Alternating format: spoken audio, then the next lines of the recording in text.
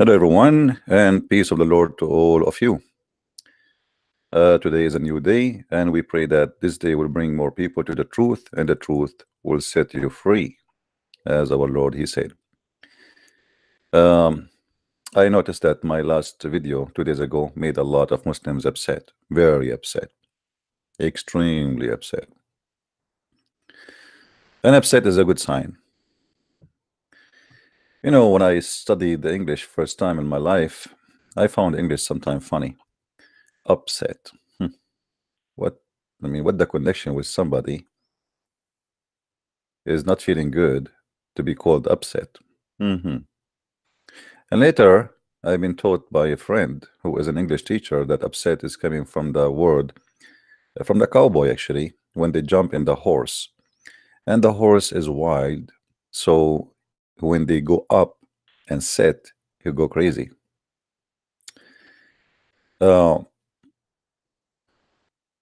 And sometimes I feel like the Muslim is the same as somebody, he think he's a wild horse, but the fact he's not horse at all. And at the same time, he get upset from doing what the cowboy do. If you do not know answers, if you have a very funny cult, if your Quran is a chain of contradiction, if your Quran cannot stand a question, don't be upset from me. Be upset from your Allah who does not exist. Now already somebody said in the text that no, Allah is Lucifer. I don't think even Allah is Lucifer, my friend, because you see, Lucifer is a smart creature. Allah cannot even fit to be smart, to be qualified to be even, I mean, you see, people, they create cults and they use them. You know what I mean? The problem is not the name. The problem, what if somebody, he come to us like, you know, Jehovah's Witnesses or Mormon? They have same names we almost we use, but still their cult is a cult. So it's not the name the problem. Allah, which Muslims they worship as a god, is not exist, and he is not even the devil. The devil is a lot smarter. I never saw a dumb, stupid teaching as it's written in the Quran, and yet they claim that this is God. Today we are here to prove that if you are a Muslim and Muslim only, our Skype is open and we take calls only from Muslims, especially if you are a person who claims to be a scholar. And you notice that debating with scholars, or let us say sheikhs, is very easy. Debating with kids, because he's a kid, you know, he can lie, he can say whatever he wants. A sheikh who is responsible and let us say he have reputation, he will do his best not to open his mouth before he count his words carefully. Otherwise, he might lose his job. You know what I mean? So being not a sheikh give you a space of lying and fabricating and give us like throw answers at us like just to lie, you know. But when you debate with someone, he's supposedly a sheikh, you will see how easy it is to conquer Islam and to prove it to be false and stupid religion. And that's what happened 2 days ago. And that's what happened when I debated the sheikh of Husham Al-Husainy, which he have 5 interviews with Fox News. They could not corner him, but I made him, I put all his laundry on, you know, wide open for everybody to see. Same what happened with Dr. Ruhi, same what happened with Dr. Bayekli. All of them. But the lower the person in education, the harder it is to debate with the person, because you do not know what to say with an ignorant. You know what I mean? It's like debating with the mule, and the mule, you ask him, hey, you, and then he say, after talking to him for 2 hours, you say to you, he said to you, are you talking to me? So this is why we welcome those who claim to have knowledge and they have a title to debate us. Muslim kids, they play games, they never answer a question, and they call all names. I talk too much. I never saw someone talk too much, say nothing as your God. As long as you spoke about talking too much, as long as you are a Muslim, what about you answer this? You just remind me of something. You see, I say to Muslims always, when you talk to Christian Prince, anything you say to him is going to be used against you.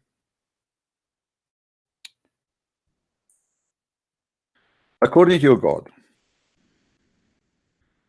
if the ocean was, if the ocean was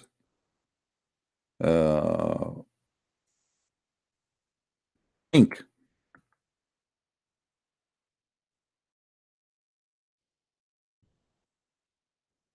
is not going, the ocean water, which is ink, will finish before Allah finished talking. So you tell me what's going on. And this is why I say that Islam is a stupid religion. Chapter 18, verse number 109. You see, they try to insult me, and this is the problem. I beat them with their own books. And now you tell me, who is the one who talked too much, but he say nothing? Did you hear him? Do we hear Allah talking? So the Muslims, they say to us that Muhammad is the last messenger, but Allah is talking now. So where is his messages is going? Any Muslim? As long you Muslims saying to me you are talking too much, Allah is talking. Okay. Talking to who? Either this was a lie or this is a true. Is it a lie?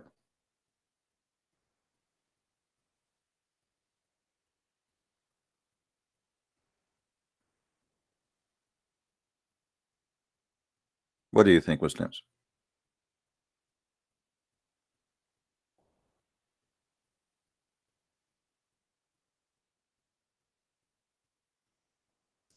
Who is a Muslim would like to give us a call? Allah is talking right now, but you Muslims, you claim that Allah is the last, that Muhammad is the last messenger. What the point of saying قل لو كان البحر مدادا لكلمات ربي لنفد البحر قبل أن تنفذ كلمات ربي ولو جئنا بمثله مدادا, etc. كلام, you know, it's stupid. I mean, there's no point of it. Say, if the ocean were ink to write with, the words of my Lord, sooner would be the ocean exhausted, and then the word of my Lord, you know, will not be exhausted. This is what this means. Okay, so how the whole Quran we can print it in less than 1 ounce of ink?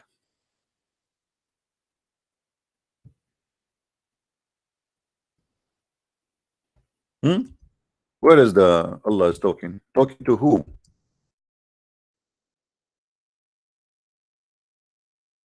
Any Abdul? This is by itself is a contradiction, because first of all, God don't say and speak in vain, which mean he, you know, his words is priceless and he don't say them for no reason. That would be stupid. It's like secondly, what is the point of this verse? When you are going to give them Quran limited with pages, and you are saying that he is the last messenger, which means after that there's no more words.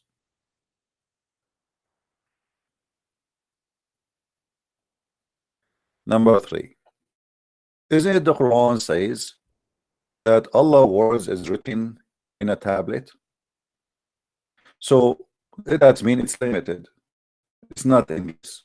As long you have it already written in tablet, so why Allah is going to say his words again? All the words of Allah is written in a tablet. And I find that very funny, because look like the words of Allah is written before he speak it.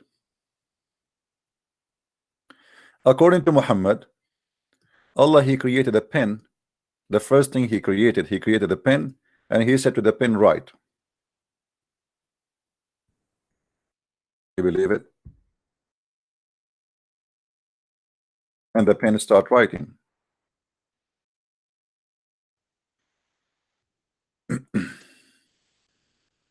Let us see. Here we go. I arrived to Mecca and met etc. and blah blah blah blah. Okay, and met blah blah. Okay. My father narrated to me. He said, I heard the Messenger of Allah saying, "Verily, the first what Allah created was a pen, and He said to it, write. So it wrote, what will be forever." So look at the contradiction. We have Allah talking the words of Allah. Nothing can write it down. The ocean will be exhausted before the word of Allah is end. But the tablet is exactly the Quran. The tablet of Allah is the Quran. It's a small, yeah, in the size it's big according to Muhammad. Like Allah, He put the tablet between the eyes of an angel. His name is Israfil. And Israfil, why He put it between the angels, between the eyes of Israfil? Anyone knows? Who knows why? Let's see who of you is studying his homework. Who remember? Why Allah He put His tablet between the eyes of angel? His name is Israfil.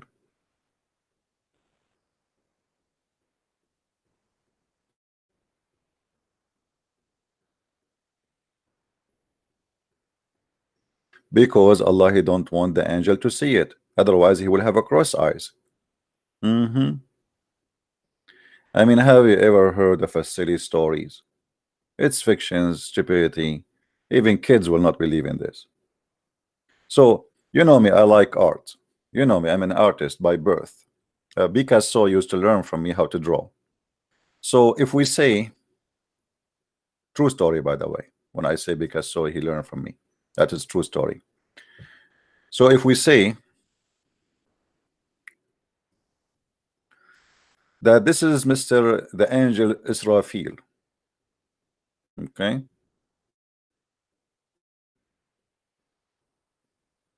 I mean, look, amazing how good I am in drawing. And this is his eyes. Oh boy.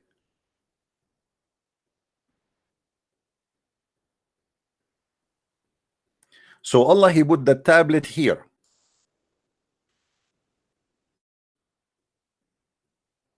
How in the world Israfil he can read it? Nobody can think about that save Allah.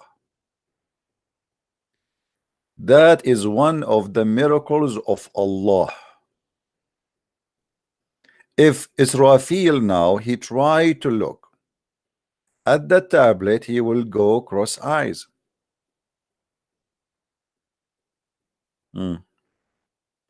True story.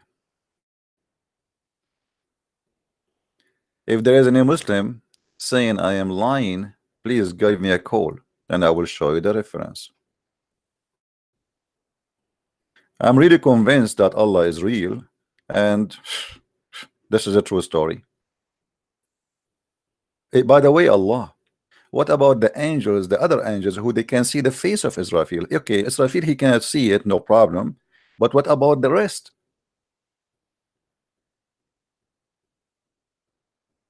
Do you know what I mean?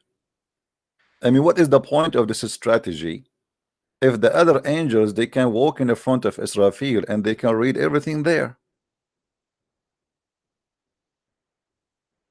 Oh boy, very convincing. And you are telling me that Allah is not exist.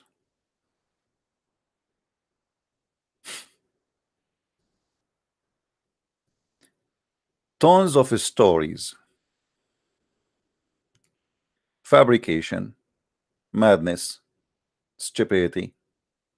God he created the pen and he told the pen, hey Mr. Pen, start writing.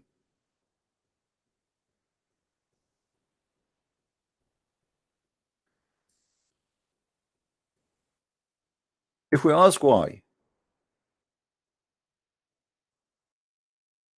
a Muslim will say, why Allah he created the pen? And he is writing to who? Hello? Hello, Yes, Abdul. Mr. Christian Prince. Yes. I am really, my name is Abdul Qadir. Okay, I understand. I am very nervous to speak you because I am for long days I am expecting to speak. I would like to speak. No problem, my friend. You are welcome. I'm nervous to speak to me myself, you know. Really, I am nervous to speak. Okay. So what do you want to say to us, Mr. Abdul Yes, Qadir? sir. Actually, yeah, yes. So many times I message to you in Skype. Okay. Do you remember me? Who I am? You see, for me, forgive me, I have hundreds and thousands of people messaging me. I mean, it's impossible to track. Yes, okay, Let sir. me It's go okay, back. I will brother. go back in the text Actually, and see. Okay. Actually, I would like to say thanks to you because I really was Jesus is a true God. Oh, I mean to that. And So, also, so you decide to leave Islam and you accepted the Messiah? yes, of course, of course. That's wonderful, my Yes, friend. sir. I'm really happy Really, for you. Glory to the Lord, and may the Lord bless you for choosing the right choice. yes, sir. Thank you very much, sir. Thank you very much, sir. Really, and I accepted Jesus is a true God, and also I trying to convert my families uh, in Christian, sir. Please make a prayer for me. Absolutely. Absolutely. Me and all the Christians, they are listening, they will be praying for you and your family, and may the Lord guide them and put them in the right path so they can see the truth, and the truth will set them free. You know, that's wonderful, my friend. And you know, remember that salvation is not, you know, now because you saw the light, you have a duty to share the light with others, and you start with your family. Absolutely. Thank you very much, sir. Yeah, but Thank you very much, what sir. made you Really, I am very happy to speak. yeah, what made you leave Islam, my friend? Yes. Actually, sir, because of Don't call me sir. Don't call me sir. I'm no sir, my friend. I'm a Christian. Just call me Christian. I am your brother in Christ. I'm okay, sir. Oh, sorry. Okay, Mr. CP. Okay. I call you as a CP. All right, no problem. Actually, I am from India, sir. India, brother. In my place, there was a debate was done with Muslims and Christians, between Christian and Muslims in my own native place, in my native language. Okay. In that debate, I found many things about religion and about Muhammad also. He's a very bad person. After that, I found after that I researched in many videos in YouTube. Okay. In that way, I found to watch David Wood videos. Okay. David Wood messages. All right. From that way, for recently only I found best prince of the all Christians world. I found you, Christian prince. All right, my friend. After that, I watched so many videos. Really, I am very happy to confirm, according to your speech, in the way of speaking, in the way of preaching, in the way of explaining. Really, I confirmed and left Islam. I'm so happy for you. I'm so happy for you, my friend. And also, yeah, I'm confirming you. That is really I'm telling the truth. Because of the confirmation confirmation came from you only. So many debates I have watched between the Muslims and Christians. But I confirm, because so many people are debating, but your explanation is very different to all Muslim peoples. Those who are really, they want to search about God, that means who is God, means definitely they will leave Islam. Yeah, definitely. Yes, sir. So I'm really very happy to speak you. I cannot say how to say this happy. Really, I'm very happy to see you, because so many days I tried to call you so many times, but I could not able to speak you, because you always in the time of early morning as 3:30 or 4:30 at the Indian time, you are debating with someone else. So that in that time I could not able to speak because you are hang off my calling. Jesus Christ, in the name of Jesus Christ, and he helped me to speak to you, sir. I mean to My that, dear my brother. friend. I'm really happy for you. I will pray for you and your family. And I ask all the Yes, Christians to pray for this brother here. Sure. You have to pray for my family because I am in born Muslim. Yeah. And also in my native, all Muslims are dominated. I mean, all Muslims only dominated in my native place. So I could not able to say a single word against to Islam. They will kill me. Well, my friend, if this will be disturbing your faith, maybe if it's impossible for you to practice and your life is at risk, you can move to different area. You know, I mean, India is big, right? And you are, as a citizen, Indian citizen, you can go and move to different city and find a job somewhere.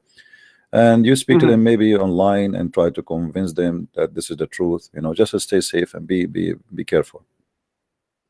Yes, sir. Yes, brother. Yes. Well, my friend, I'm really happy for you. And look like the Lord, he sent you to us today to start our day with good news. And he is good news. He himself is the good news. And trust me, you did not make any wrong decision. You made the perfect one for your life. And I don't know if you feel it. You will feel that you are different. You are a different person. You are a new person. And you are not an angry person as before. Me, myself, I get angry, but not with hate. And there's a huge difference between being angry and being hateful. You know, I get angry to see sometimes people are ignorant, you know, which means I don't want them to be ignorant, but I don't hate them. In Islam, it makes you the opposite. Yes. Proceed. Yeah. Go on. So, you know, you will feel the differences between being yesterday as a Muslim and today as a Christian. And I advise you, if you did not do so yet, to find a church so they can baptize you, because baptism is very important. You know, you wash yourself from the previous cult, and at the same time the Holy Spirit, you know, you receive the Holy Spirit of the Lord, and the Holy Spirit will be always with you. Okay, definitely I will do baptisms. Yeah. Definitely. If you need my help to find a church for you, I will see if I can find someone in India who can help. India, I am living in South India, Chennai, you know. Yeah. Tamil Nadu. Well, there is many churches, I'm sure. You know, just if you can go on a trip to different city far away from your family, whereas there's Christian churches where nobody knows you, you know, and you can do baptism. But it's very important to do baptism, my friend. Definitely, after baptism, I will inform you. I will contact you. All right, and don't forget to read the Bible, study it. You know, especially the New Testament. And in our belief, questions are welcome. It's not like Islam. Islam forbids questions because Islam cannot stand questions. The Lord, he said, read the books. So it's a duty for us to read the books so we can understand. And you will notice that everything the Lord, he said, even though he said 2,000 years ago, it fit perfectly with your life today. Even if you read the same passage tomorrow, you will find that this passage is speaking to you differently from the passage the same passage you read yesterday, because this is the living word of God, and it always speak to you in the moment. This is not an ink. This is not just a words. This is something speak to your heart and help you in spiritual way, and even to find a solution for things happening around you. Actually, sir, brother, I'm not convert. I'm not came to Christian. That means I'm not accepted recently Christian, because I was research inserted internally in Islam. Yeah, I understand. You search very well. I understand. You search very well, and that's why you came the decision. Yeah, actually, I not came immediately to Christian because no. I'm not don't take me wrong. Accept yeah, I'm not saying that. Jesus. I'm saying now me. You see, me myself, I still learn. I learn still every day when I read the Bible. You know what I mean? The Bible is a learning process because this is a living word. It's not because the book speak to you, the Lord speak to you. It's different. It's not a Quran plain somebody trying to make a statement. This is not the case. The case is different here. Every day, like if I go right now in Matthew, open any chapter, I read the same chapter many times. Still, when I read it again, I will learn something new. So this is what I'm saying. I'm saying keep reading, keep studying, for this is not a dead words. This is the word of God. Actually, what I'm trying to say is, suddenly I'm not accepted Jesus. Actually, that is the reason I'm telling you. Actually, I researched only in Islam sects. Actually, so many sects in Islam. So no Muslim can jump over Islam. Apart from Islam, they won't search anything because they confidently they are believing Islam is a true religion. Everybody knows. It might be, is it correct? Yeah. So no Muslims can jump over a sect from another. They won't accept Jesus because all Muslims are accepting and believing that Jesus is a prophet. Apart from that, I am searching from internally in Islam. So first I went to Tabligh. There is one group is Tabligh. After that I went to Sufism. After that I came to what is Tawheed. This group, those who are Tawheed, like that. So I went to so many sects. Finally, I found Shia is the best in Islam. Why? Because they are. Yes, this is my ignorant. So you were Sunni, and then you went to the Sufi, and then you became Shia. Yeah, Shia. Why I accepted Shia? Because the message, in the final speech of Prophet, he said, there is I left two things. One is Quran and Hadith. Right. The Sunni is following, and this is a Hadith al-Saqalain, yeah. Saqalain. Yeah. Then Shia is what they are saying. Muhammad is left two things. One is Quran and Ahlul Bayt. So that is the Hadith is Sahih. They are the Shia people have proved me this is the Hadith only the Sahih. So from that onwards, I researched about Shiaism, what is Ali, who is Ali, like that. I went to that. After that, I went to the only Quran.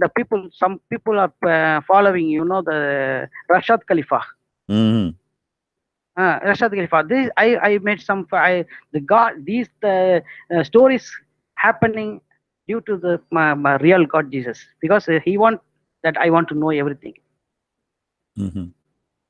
So after that, I went to the people who are in the sect of Rashad Khalifa. Only we have to follow only Quran, because all the hadiths are from garbage.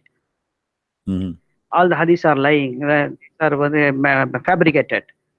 So that I left all hadiths. I followed only the Quran.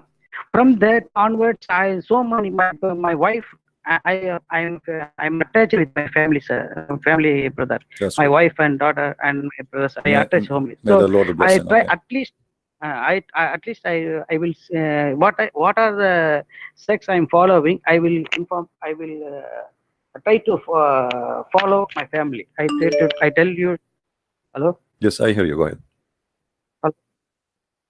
So that in that way, my daughter and my wife always debate with me. Why you are saying Shia like that, so and so. Finally, I came to Quran. No, they really upset. Why you are telling like this? You are not in one sect. You are from one sect to another sect. You are jumping every time. How can we follow like that? He said. Finally, they accept what I am telling to them. In that way, after there is one debate was done in my native place, in my native language, that Christian peoples are smashed these Islamic peoples.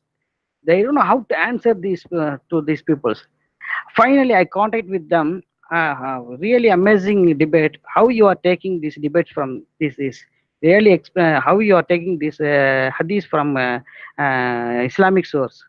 They are saying we are watching David Wood like that. I had I contact with them. I had a friendship with them, so that they are they said about Islam, not much like you. They told about Islam. Muhammad is like that. Muhammad is like that, and Quran is verses is like that. And Harun, they said about Harun. Harun is the sister of Mary. That Quran is a corrupted. This is not a corrupt. This is a. This is not this Quran verses is not come from God. It is supposed to be a shaitan. Like that, they told me. Finally, I watched all David Wood videos. In that time, recently, I watched hijab debate between hijab and David Wood. You know. Yeah, go ahead. Hello, can you hear me, sir? I do. Go ahead. For recently, I watched the full video about one debate between Muhammad Hijab and David Wood. I watched that full debate. After that bloody idiot, he arrogant Hijab, he's in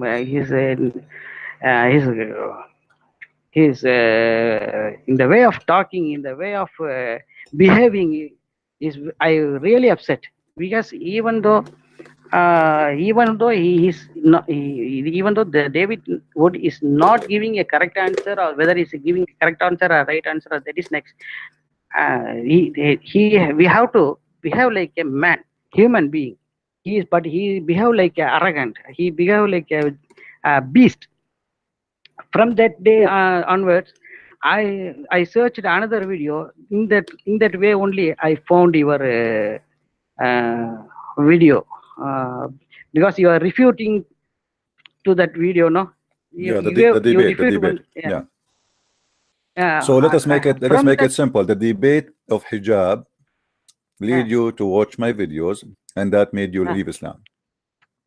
Yes. So I want to say thank you to Muhammad Hijab, because if not Muhammad Hijab, really, we have to say thank you. Not only so, all Muslims, those who are embracing Christians, they have to say thanks to Mr. Hijab. Not Mr. Hijab, the idiot Hijab. In that debate only, he is making all Muslims to become a Christians. Yeah.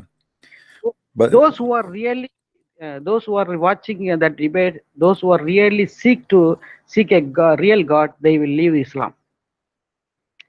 And also, one thing, you know, that explanation about this debate you are given very well. Explanation and that refute. Really amazing and awesome. So I love you, sir. So many times I messaged you that I love you. All right, really, I love you, sir. Thank you very much. I apologize if I don't answer, because as you see, I have tons of messages, and many, their name is Abdul. They text me, and some of them they want to kill me, some of them they hate me, some of them they curse me. So it's endless. But anyway, I'm really happy for you. I'm not going to keep you long with me on air, because I have a sheikh, as I receive a text message in Skype, he want to call me. So feel free to call me again. I'm watching on your live. All right. So I want to see what this sheikh he want to say to us. He is a sheikh. He claimed he's a sheikh from United Kingdom. His name Sheikh Muhammad Rahman. He live in United Kingdom, and he just texted me. And as you see here in the Skype, I'm going to share it with everybody, so we will receive a phone call from him. Anyhow, I'm telling the one final requisition. Please don't forget me. I am going to keep my name Joel Abraham. Okay, is it okay for you? I will try to remember. I will try to remember. Yes, please remember me. I am from, actually my native place is Pondicherry State. You know, Pondicherry, French Union Territory in India. Okay. All right, my friend. May the Lord bless you. Don't forget me. I'm from Pondicherry, Joel Abraham. Abdul Qadir as my name. I was Abdul Qadir as Joel Abraham. All right, my friend. Joel Abraham. May the Lord bless you and bless your family, and welcome to the family of Christ. Also I say very thanks to Lord. I'm say thank you to you to make a contact and give a good opportunity to talk with you. Thank you very much, my dear brother. I love you so much. Man, thank you, my friend. Thank you very much. I'm honored to speak to you, and I hope soon we will hear from you again. Feel free to call me when you need me. All right. Thank you very much. Thank you. Thank you. Take care. All right, guys, we receive a text message and we are happy for our friends here. And as you see, this person, he start watching my videos because of Mimi Hijab. So because of Mimi Hijab, the debate with David Wood, this person gets so upset and he decided to look, and he saw my videos and he start watching them. So because of Mimi Hijab, he left Islam. That's wonderful job, Hijab. Now we want to hear Sheikh Muhammad. His name Sheikh Muhammad Rahman. He live in United Kingdom, and he said he want to talk to me. I said to him, welcome Sheikh, I'm sharing with you the screen, whatever we have in the conversation. And he said to me, take your time, brother, sound like nice person, no rush. What do you want to talk about so I can get my resource ready? There's no need to get resource ready for me. Christian Prince is always ready. Let us call you.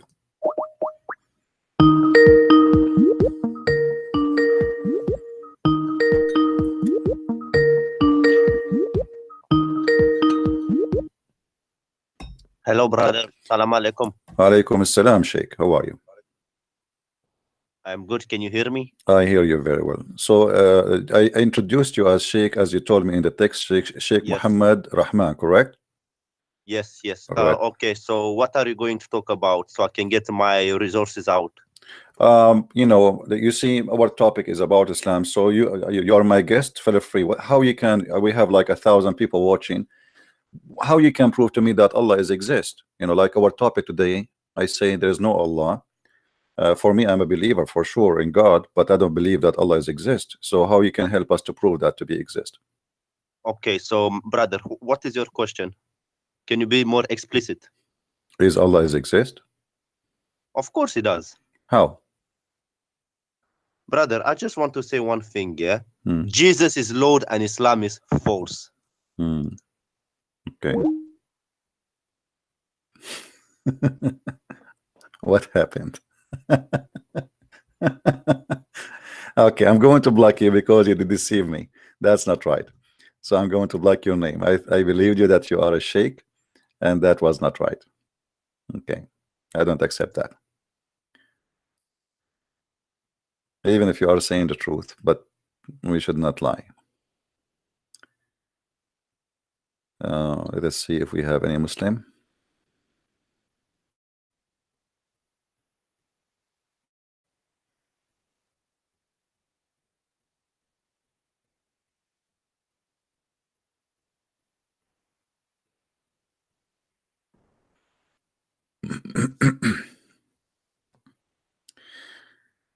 Somebody is asking, but this is an older question.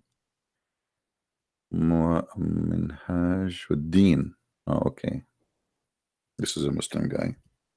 Please don't do what this gentleman he did. This is not accepted, and I will block you.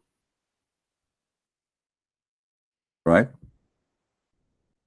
Don't do that.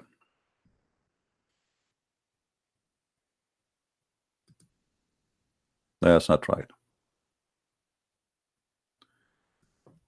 Okay, there's a guy, his name, awesome dude. Okay. And to be a Muslim.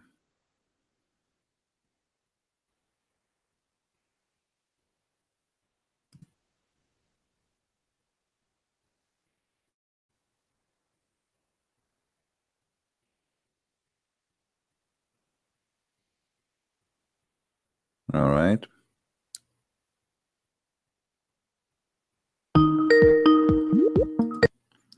Hello?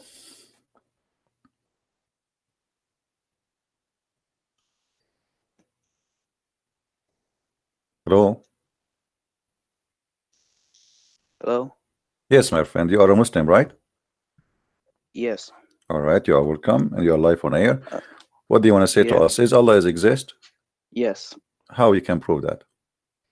In the Quran. Okay, help me. How? In chapter 2, verse 23, Allah challenges everybody to make one chapter like it, and no one has ever been able to do it. So you are saying to me nobody can play Quran, nobody can make Quran like the Quran of Allah? Yes, no one can. Okay, and so no one's then been able to. okay, no problem. You see, So how you explain, like I found a verse in the Quran, it's full of errors and mistakes, and you know, it's like kind of a crazy. So I'm going to play it for you, and you tell me why it's full of errors. Is that okay? Yes. All right, let me find it for you.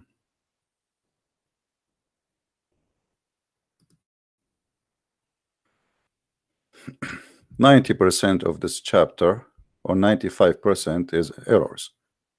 Listen carefully and tell me what do you think. I will play like maybe 30 seconds for you, or 40 seconds. All right. بسم الله الرحمن الرحيم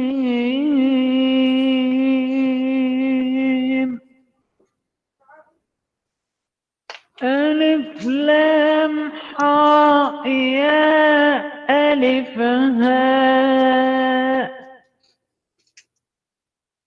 قناة الحوار المستقيم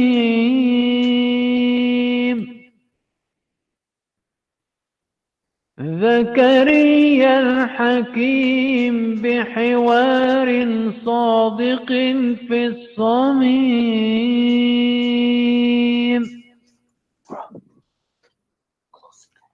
يطعن العمم والعمائم والعميم.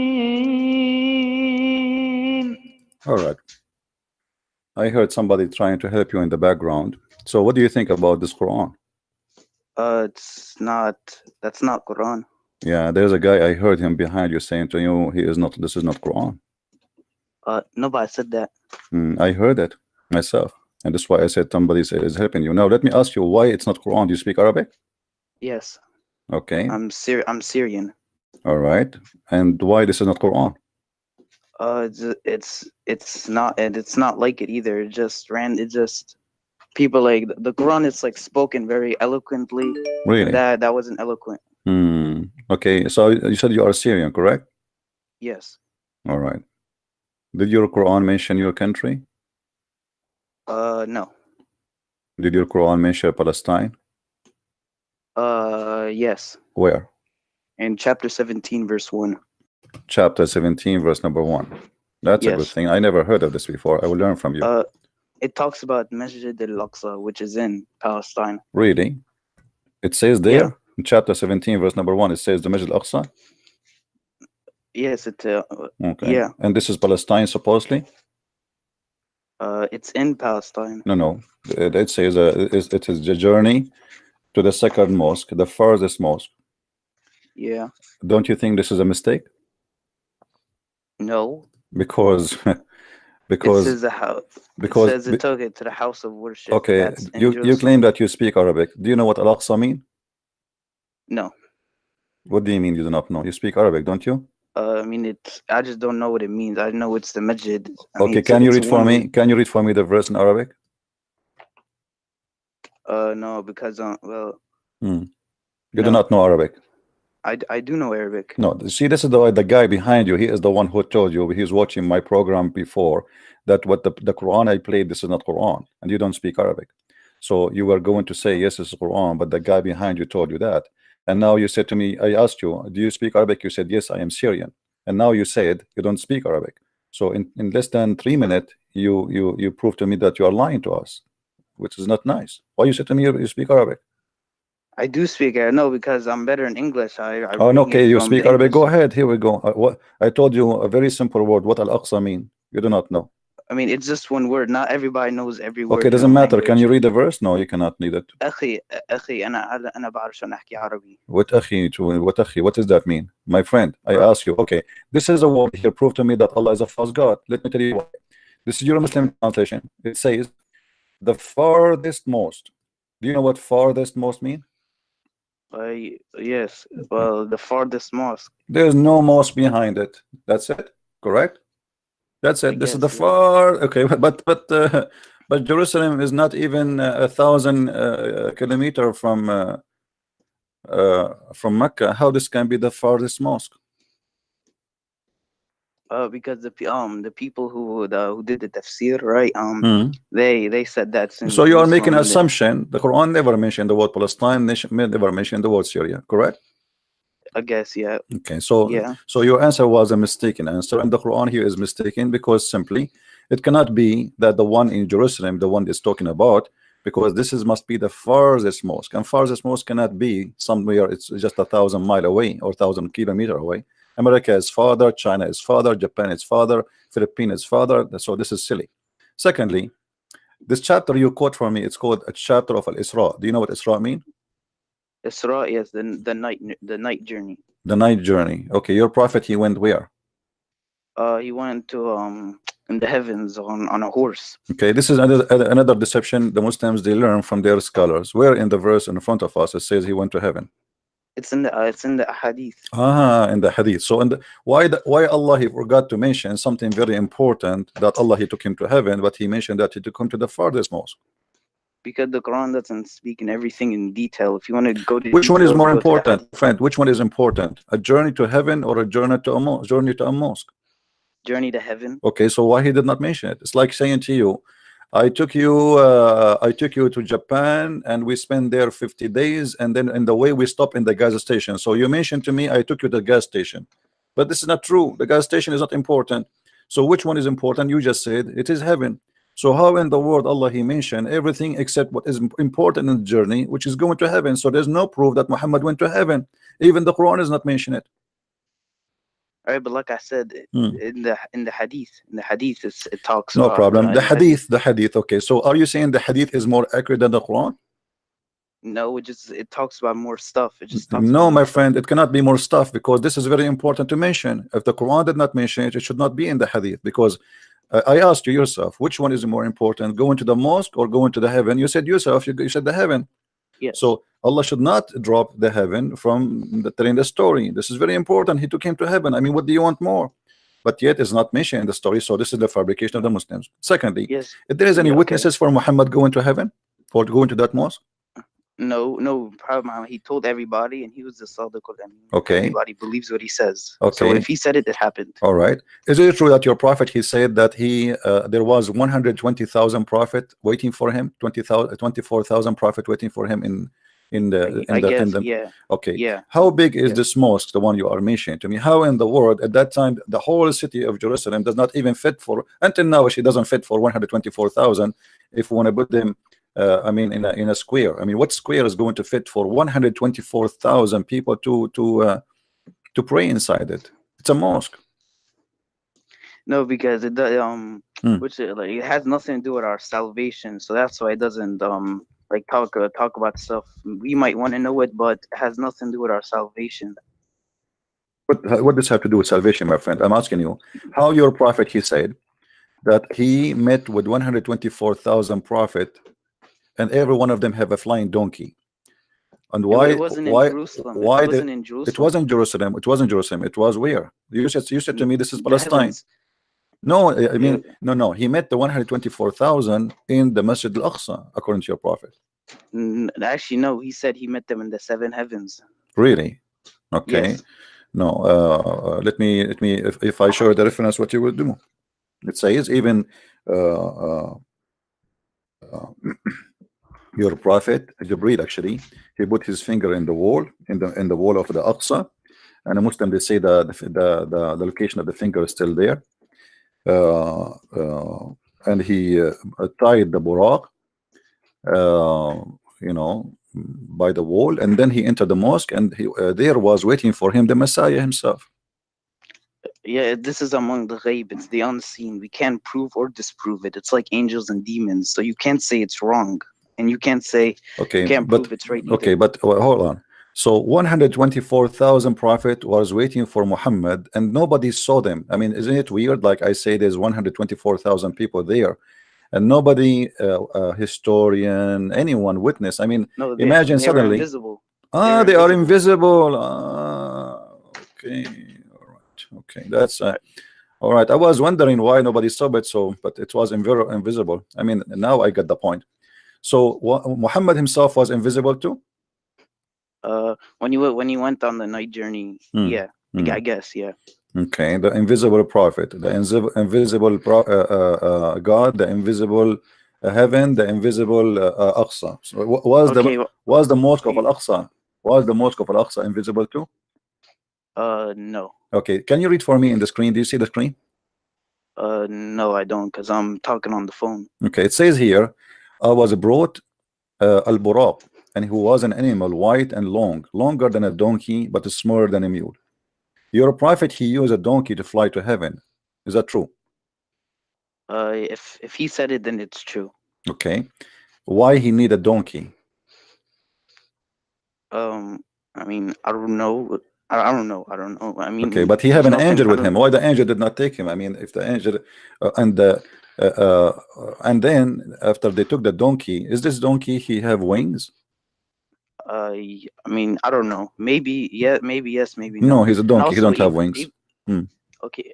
Well, if it was an angel that took him, then you would have said, "Why did the angel take him?" But if the angel didn't take him, you're gonna say, "Why didn't the angel?" No, angel can go him? to heaven, but here this is a normal donkey. Supposedly, it's a mule. Actually, as you see, it's a mule.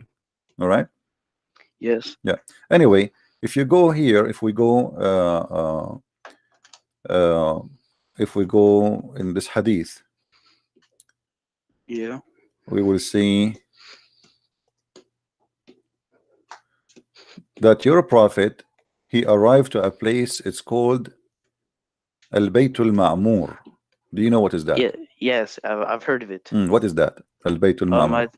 I think it was I've heard it was something that it will fall on the Kaaba or something like that. It's a Kaaba. It's like the Kaaba, the same as the Kaaba and the ground, right? I think yeah. And what this Kaaba for? Who is doing Hajj there? Angels, I think. So angels, they do Hajj there. Do they have a black stone there? They kiss it too? I don't know. Okay. Maybe yeah. Maybe. Okay.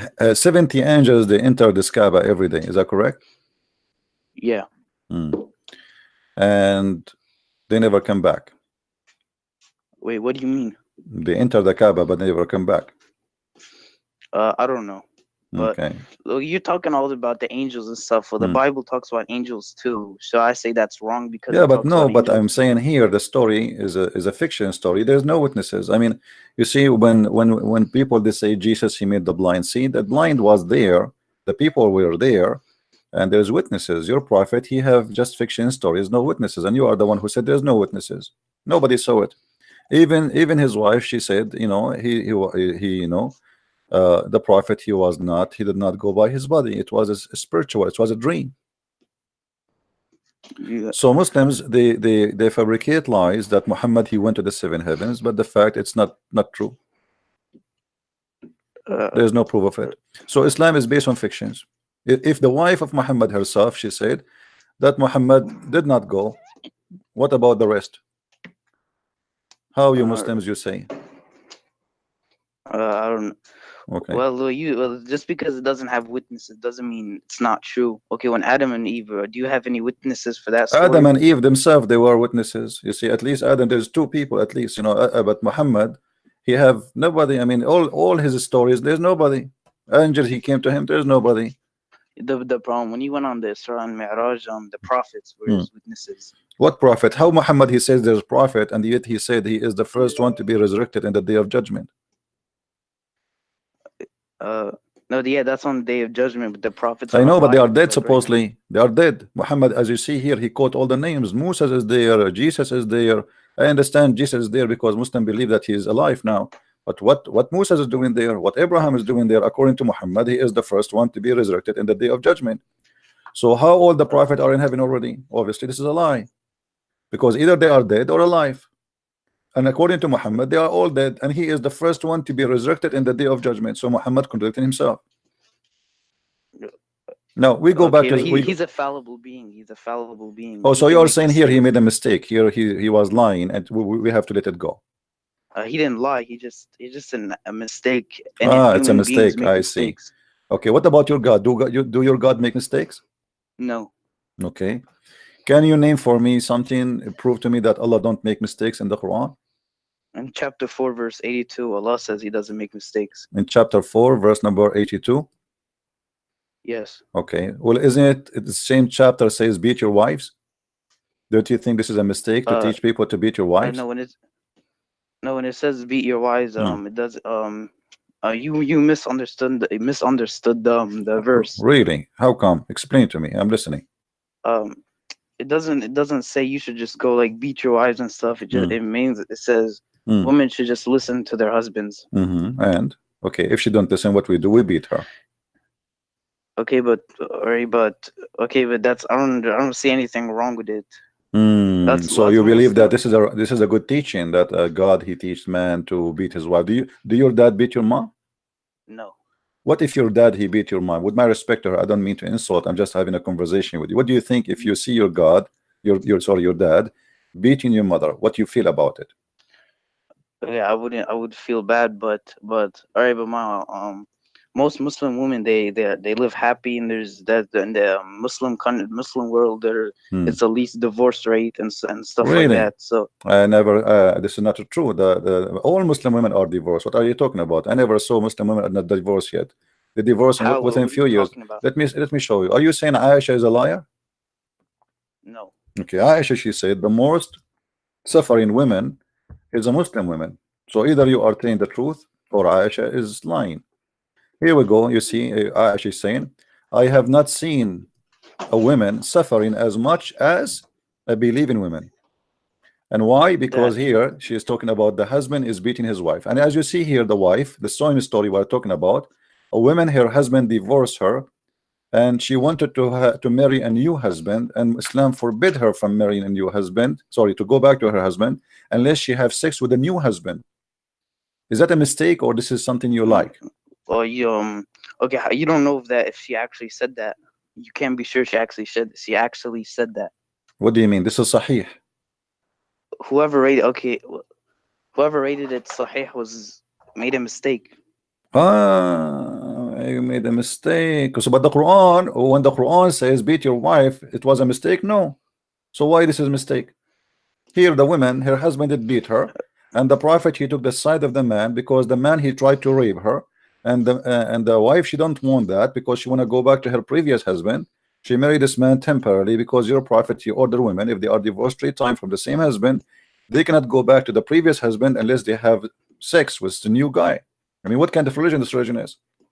What if you divorce your wife 3 times? Do you really like it if she have to go and sleep with someone else so she can get back to you? Is that logical?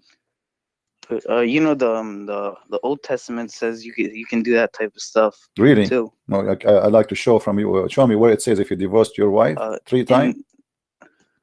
It says in the Old Testament if you divorce your wife 3 times, she cannot come back to you unless you have a new husband. No, in Deuteronomy it says if a man doesn't like his wife, he can divorce her. I'm not talking about divorce here. I'm talking about a woman. She want to go back to her husband. Just because her husband divorced her 3 times, she can't get back unless she have sex with a new guy. What is the logic? What is the dignity here? Where is the decency? You divorce your wife 3 times. Allah knows best. Allah knows best. So okay, Allah knows best by making the man beat his wife, right? Allah knows best by practicing mut'ah. The same chapter you shared to me, chapter 4, verse number 24. It says you as a Muslim you can practice mut'ah. What do you say about the mut'ah? No, I'm against it. Okay, are you against the Quran? It's a Shia ritual. No, this is the same chapter you quote from me. This is chapter 4, verse 24, my friend. This is not Shia. This is Quran. What Shia? How this has became a Shia? That's funny. Chapter 4. It's a Shia ritual. My friend, this is Quran. Is the Quran the book of the Shia or the book of you? Chapter 4, verse number 24. It says you can pay women wages and you can have sex with them for fun. And if you want, I can show you tafsir of the Sunni. What tafsir you like to see? Also. What is your favorite tafsir? Well, tafsir Ibn Kathir. Ibn Kathir. Let us go to Ibn Kathir just to make you happy. Okay. Chapter 4, verse number 24, Ibn Kathir. I will show it to you in front of you on the screen so everybody will see with me what I'm talking about. Here we go. This is Ibn Kathir 4, and here we choose 24. All right, and bingo, this is Ibn Kathir. Let us see what Ibn Kathir says. This is about the mut'ah. And this doesn't have nothing to do with the Shia. The Shia, they still practice it because it's in the Quran. You know, read with me carefully, my friend. And by the way, Ibn Kathir in English is a false translation, but we will use it anyway. Right. Okay. Do you see? So with those among you whom you enjoyed, give them the required due, money, was revealed about the muta marriage. Do you see it? You are the one who chose for me, Ibn Kathir. And your God is making it lawful for you to see a woman in the elevator. You say to her, take off your panty. I will give you $5 to take off her panty. And according to Islam, this is halal. A clear reading of the verse, it doesn't say it. It even says the. My friend, aren't you the one who said to me, read Ibn Kathir?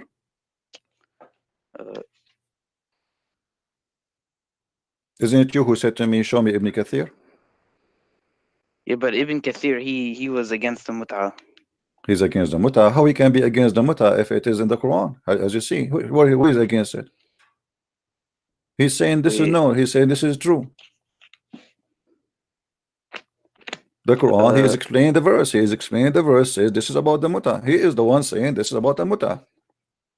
So in your religion, if Allah is God, what kind of God? He says, okay, if you see a woman, agree with her about a preset time, you know, a predated time date. You see, it says here, a muta marriage is a marriage that end upon a predetermined date. Okay, so it's a predetermined. So you go to a woman, you say to her, okay, how much you charge me to have boom boom with you? She said $10. You said for how long? She said for 2 hours. You agree? Yeah, but she you're agree. getting married. But you're getting married. What getting married? This is not marriage. What kind of marriage? This marriage? How you can call it a marriage? So you see, Islam. This is why we believe Islam is satanic cult, because this is not marriage. This is prostitution. You made a prostitution legal. You go to a woman. You said to her, "I want to have sex with you for 2 hours. I will pay you. Take off your panty." If she agree and you agree, it's halal, and you call it marriage. So what Muhammad he did, he deceived you. He made you believe that adultery and sin and garbage is from God. Allah knows best. Okay, Allah knows best. Thank you, my friend, for calling. There's some Muslim trying to call. Let us see if we can get someone who knows better than you who can answer about Islam. Thank you for calling. You can feel free to call me again if you wish. All right. Okay. Take care. Bye. All right. Let us see. Maybe we have some better Muslim. He can do better. We have a guy. His name is Mahdi. Okay. Let us see, Mr. Mahdi.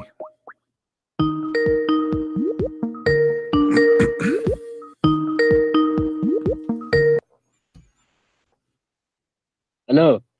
Oh, this is you. Yeah. You're still a Muslim? I thought you left Islam. Oh. Are you doing mut'ah these days? Be honest with me. Yes. You are doing mut'ah? Yes. How much it costs you these days? What is the market for mut'ah these days in Islam? I don't know, man. What do you mean? You just said you do mut'ah. Yes, I do mut'ah every day. Okay, and how much it cost you? But what? It's a free. This is not mut'ah, because in Islam, as you see, you have to pay her. The Quran says that you are breaking the law of Allah, my friend. Don't you fear that Allah will chop your penis? Yeah, 20 cents I pay. Okay, 20 cents. Okay, that's expensive. Can I? The topic today is show proof Allah exists. All right. What is the proof? Okay. I'll show you.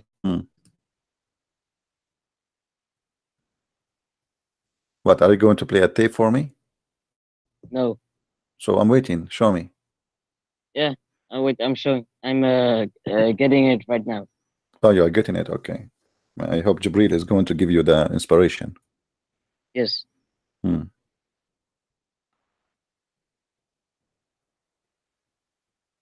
What's happening?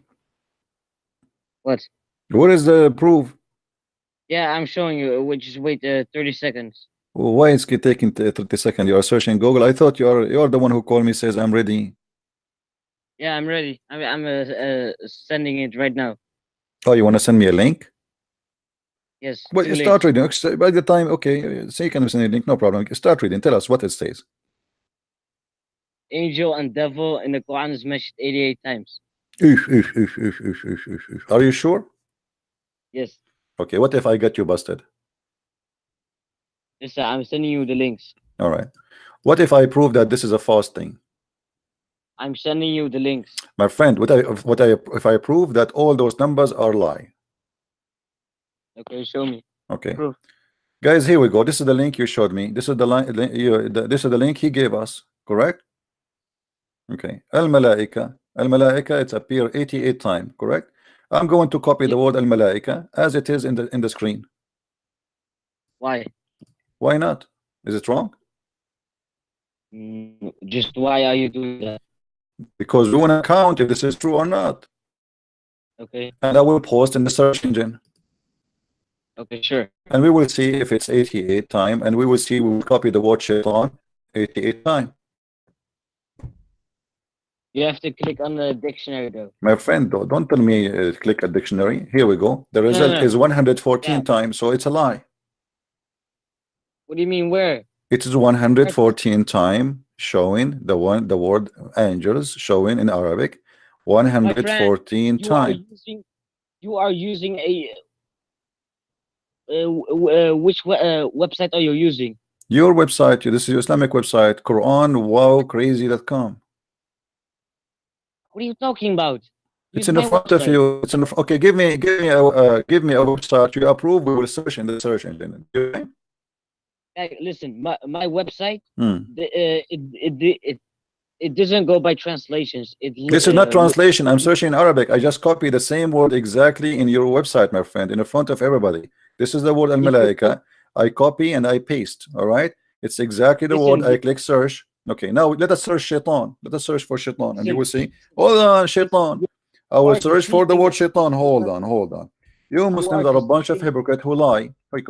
Shaitan appears 78 times. Shaitan appears 78 times. Not only that, why you are not counting Iblis? If we count Iblis, A'udu and Iblis is mentioned 11 times, which you are deceiving. What Iblis is mentioned 11 times, and what is mentioned to what? A'udu. What? A'uzu? A'uzu. Yes. That is a miracle. So if A'udu and A'udu mentioned, okay, A'udu is mentioned 8 times. 11 times. Well, it's in front of me. It says 8 times. It's a lie. Listen, my website is correct. You are deceiving your viewers. I just share an engine in front of me. Everybody is witnesses. This is your Islamic website. I have nothing to do with it. Jesus Christ, you're deceiving, man. Why you are cursing, my friend? Why you are insulting Jesus? Now, can you prove to me that Allah exists? This is what you have. Allah exists. I'm showing you. This is what you have that Allah exists. It's stupid. This is stupid. We prove it to be wrong. It's a false. It's a lie. Every statement there is a lie. Listen, devil angel is mentioned 88 times. I showed that it's not true. I showed it. Everybody says it. We don't repeat the same thing. Give me something else. Listen, the website I'm using is it doesn't go by translations. I'm not using translation. This is Arabic. Search Arabic. Who is what translation? Did you see a translation there? This is Arabic. No. If you're done with the live streaming, go one by one. I did. I made many videos about it. Actually, I wrote about them in my books. It's a lie. All of those are lies. Even there's Muslim website. I made a video 2 days ago. A Muslim website. They made calculation and they say all of this is lie. Is nothing true in them. You are such a big deceiver. Guys, did I make a video just 2 days ago and I showed you the Muslim website saying that this is always a lie when I made a video about Shabir Ali? You remember? It's a Muslim website. A Muslim website saying it clearly that all the numbers there is nothing but a lie. It's all true. It's all true. Okay, so this is the only proof you have for me that Allah exists. No, there's many more. Man and woman is both mentioned 24 times. Man and women? Yes. Okay. I'll show you. What is the? Give me that. But I warn you, if it's not true, it's mean you Muslims are getting busted again. Yes. Here we go. This is the word rajul. I'll send. You will send. Okay. He will send. Okay. We have to wait. He will send. We cannot show what we will. He have to send it. Otherwise, Islam will be in trouble. I'll just do men first, then I'll send women. Okay, no problem.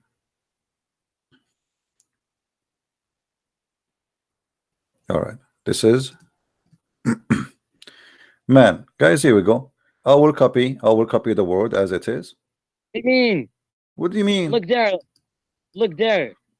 Oh, okay. I'm looking, my friend. I will go. This is a lie. This is a big fat lie, my friend. Let us show you. Here we go. This is the word rajul. Actually the same as I typed, but I will paste as exactly you gave me. How many times you said it exists? 24. 24. So why it's coming here 13 times? Because you're searching on Google. It's not right. I'm not searching in Google. This is your Islamic website. It's not Islamic website. You're searching on Google. Yeah, I'm not searching. This is Islamic website. This is Quran. This is Quran.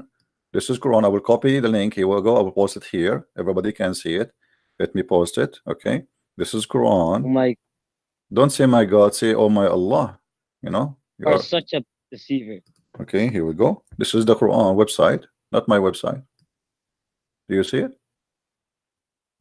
Listen, my friend.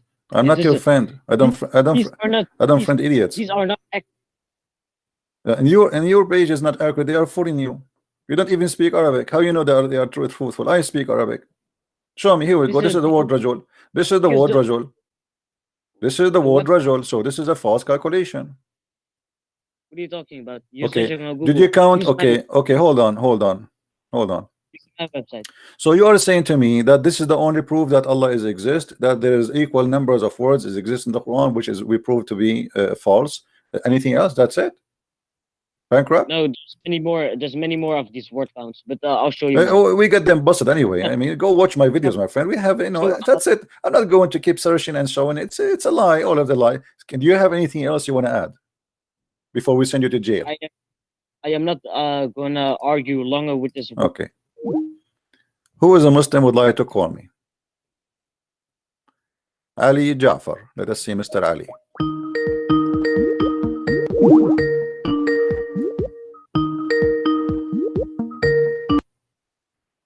Hello.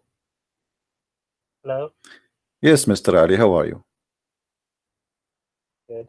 I just wanted to say that you have become more desperate since David Wood was roasted by Muhammad Hijab. All you missionaries have become more desperate. My friend, did you hear the one who called me just 15 minutes ago? He said because of that debate, this guy, he saw my videos and he left Islam. And he is now he's working with his family to leave Islam. So I don't know who is desperate here. How do you know he's not a Christian troll? Okay, let me ask you. Muhammad Hijab. Okay. I will make you leave Islam. I will make you leave Islam because of Muhammad Hijab. Let us see. Can you stand? Can you please wait with me? Muhammad Hijab, he said, not a single Jew worship another God beside one God for 4,000 years. Do you agree with him? He said what? He said for 4,000 years. You can watch the debate again as long as you watch it already, so you cannot say I did not see it. He said for 4,000 years, not a single Jew worship a God beside the only God he is instructed to worship. Do you agree with him? He never said that. He said that. He said because that. They worship I said no. He said that. No, he said that. Stop being liar. He said that. Show me. Show me. Where Silence me. That? Okay. So if I show you, you will accept. If I show you, you apologize and you say you were lying because you lying about what? Lying about he did not say that. Why you are saying to me he did not say that? You could make a mistake, but you have to show me. So now it's a mistake. But did I say Muhammad Hijab is infallible? No, but you said to me people are leaving Islam because of him, because he just proved that the Quran is corrupt, my friend. When 4,000 years, hold on. 4,000 years, nobody worship any God beside the true God, which they instructed to worship the Jews. And then the Quran says that there's a guy, his name is Uzair. He was worshipped as the son of Allah. So Muhammad Hijab, he proved to us that Allah is a false God and the Quran is a lie. Show me. Here we go, chapter 9, verse number 30. I'm not sure where Hijab said that. Oh, you want me to play for you the video now? You can tell me what the video is and I'll look at it. Okay. Let us see. We need to then you can explain after you've shown me the video. Do you agree with David Wood that the Bible's corrupt? David But Wood said the Bible. I never heard him saying that. But if he said Okay, that, he said the ending of Mark is you know, later. I'm not responsible for anyone he speak for himself. You see, you are the one who said to me before, because of David Wood and the hijab. For me, David Wood don't present me. I know debate me, and when a debate with me, and I don't present anyone too. I mean, myself, I present myself. So if Muhammad Hijab is saying something, hold on. Are you Orthodox? I am what? Are you an Orthodox Christian? I am no. I'm born again Christian. I believe in Jesus. I don't believe. I don't believe in a church name. I believe in Jesus. Oh, so you don't believe in hold on. Let me show you where Muhammad Hijab is. I'm trying to look for the video. Chapter 6 verse 5, there are 4 spirits. So are there, I'm trying to find the biblical text in this, that's, you know, he's been referred to as Emmanuel, etc. Mean God is with us.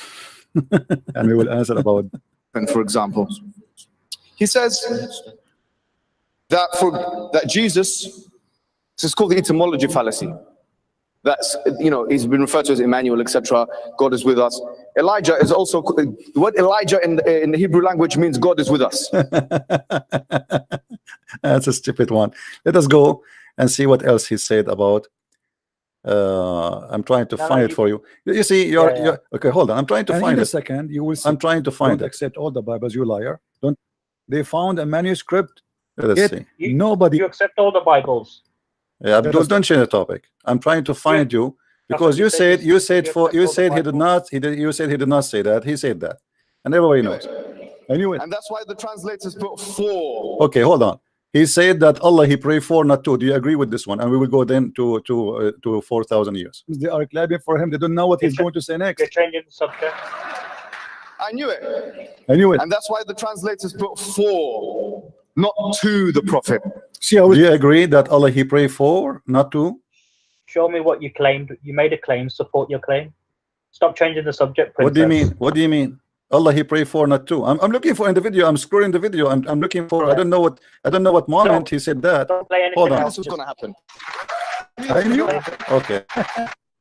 The translator will be between them. Word Allah he pray for of mistakes. Okay, I'm trying to search. The video is long. Anyone remember what moment? Just wait. Everybody knows that this is what he said. I mean, this is stupid of you. This is stupid of you to say he did not say that. I mean, people will laugh at you. Shame on you to say he did not say that. Hold on. Let me open the whole thing. Hold on. Yeah. Remember what you claimed. You said he said that. Okay. So if I prove it, you will agree that he's a donkey. Be a man and say yes. No. He can make a mistake. He make a mistake. I also want to give credit to. Hold on. Later, it assumes that he. I'm searching the video all over. Jeremiah Jews. There are lots of bad. These are your words. There are lots of bad and time. Hold on. Going to be the Bible, right? He made a short list in mid 4th century, the 27 books of the Old Testament. Things. He says he believes in progressive revelation in the New Testament. Wallahi, that's very good. You know why? Because I agree with him on this point. I want to end with this. I agree with him. I believe he's right. Yes, the Bible does talk about a progressive revelation, which is why it talks about the upcoming prophet. Let's see. Anyone remember which minute he speak about that? If somebody can search for it, what he said, for 4,000 years, no single Jew worship any other God. He's instructed to worship only one God. Did he say they were instructed to, or they didn't? Hold on. Chapter 6, 108. Do not. Hold on. Did he say they were instructed not to, or they did not? He did not. He said for 4,000 years. For 4,000 years. Guys, somebody find it for me and we'll play it. When just tell me which minute it is. He said that. If somebody can search the video, find me which minute he said that, and everybody will laugh. For 4,000 years, not a single Jew. The Jews, they were instructed for 4,000 years. Yeah, that's true. They were instructed not to. Okay, that's mean the Quran is a lie, because he is talking about 4,000 years. This is since the time of Moses. So since the time of Moses, not a single Jew. He was answering about the Trinity, my friend. He said the Jews, how come we cannot find the Trinity in the Old Testament? He said, and for 4,000 years. But Princess, you're changing your premise. No, I am not changing. You're changing for 4,000 years. Okay, somebody, hold on. Somebody's saying to me, minute 28 and 15. Hold on. Yeah. Minute 28, 15. That is so. But you changed your premise. Hold on. Guys, how can it be in minute at 28? Because the debate, okay, so now that cannot be correct answer. The minute 28, the debate did not start. The video recording start like an hour and 9 minutes, and yet, so maybe 28 minutes after that. So let us see, an hour 28 minutes. Okay, hold on. Look, there are 9,000 pronouns in the Bible which relate to God's name. Let's take, for example, Genesis chapter 1, verse 1. Guys, is that after or before? It can't be 28:30. It cannot. 1 hour 25. Okay, because how it can be in 28:40 is if the debate started to an hour and something after. Okay, hold on. You guys are giving me the wrong number. Okay, hold on. I will make you hear it. Everybody will laugh in a second. Hold on. Okay. One message which can also be seen in the link below. You can see more information about that. Now, to cut straight into it,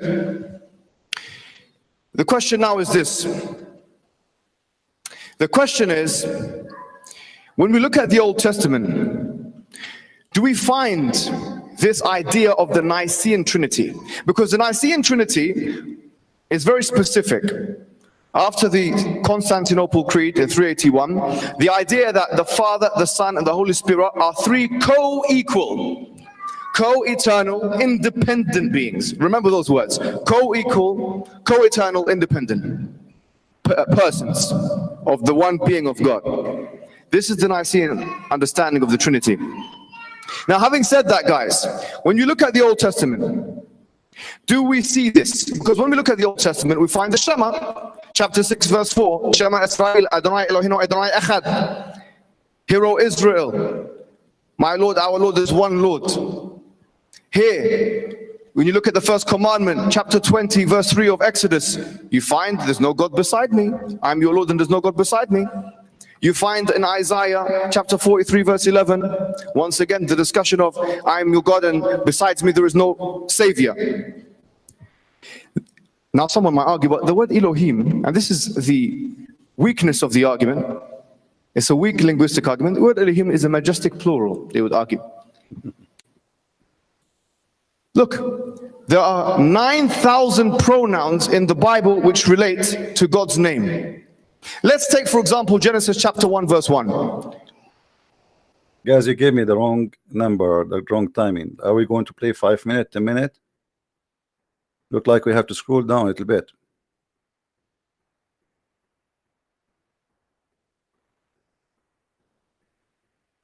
Bara means he created.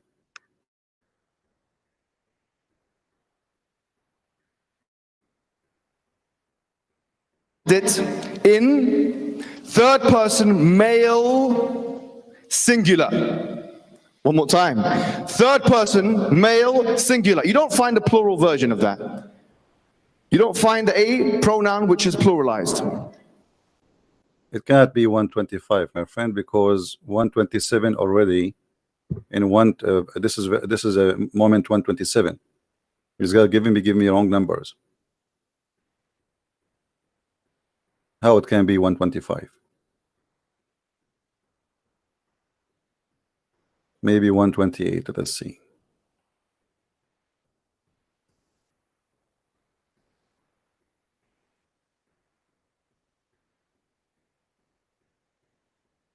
And now you will see that this guy, when he hear it, he will say, he made a mistake. Break the commandments. Hold on, here we go. Remember your pain. Hold on. Bereshit, Bara, Elohim. Whenever you find a pronoun in the Old Testament referring to Elohim, You will always find it in third person male singular. One more time. Third person male singular. You don't find a plural version of that.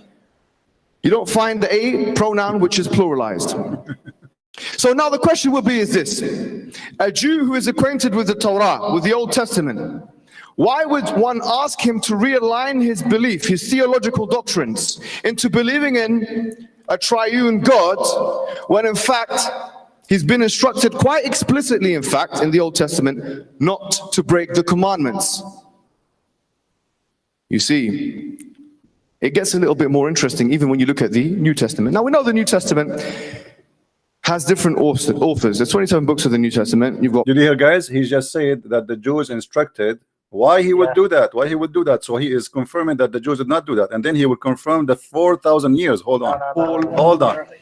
It's written from 7 to 13 Hold books, on. and there's dispute as to exactly how much is written. Hold on. John written many books. Who is John? We don't know who John is. Okay, hold on. Let me go. The Jews never worshipped anyone else in those 4,000 years. Yes, It's an appeal to hypocrisy. Where did they say Hold that? on. Another one is a straw man, and a third one is the red herring. These three fallacies are employed by him quite often, and he talks about Islam extensively, as you guys may know, in a negative way. Salam Initiative has put up a database of all of the major misconceptions against Islam being answered, and this can be seen in the link below. I also want to give credit to one team member. Okay, hold on. Look like this is not taking me anywhere. Hold on. So now the question will be is this. A Jew who is acquainted with the Torah, with the Old Testament. Here we go. Why would one ask him to realign his belief, his theological doctrines, into believing in a triune God, when in fact he's been instructed quite explicitly, in fact, in the Old Testament, not to break the commandments? Actually, this is a very good question from Mr. I don't know why I hear myself twice. Why a Jew who've been Playing inside Skype, maybe. not to break the commandment to worship one God, Hello? he will do that. Hold on, hold on. You see,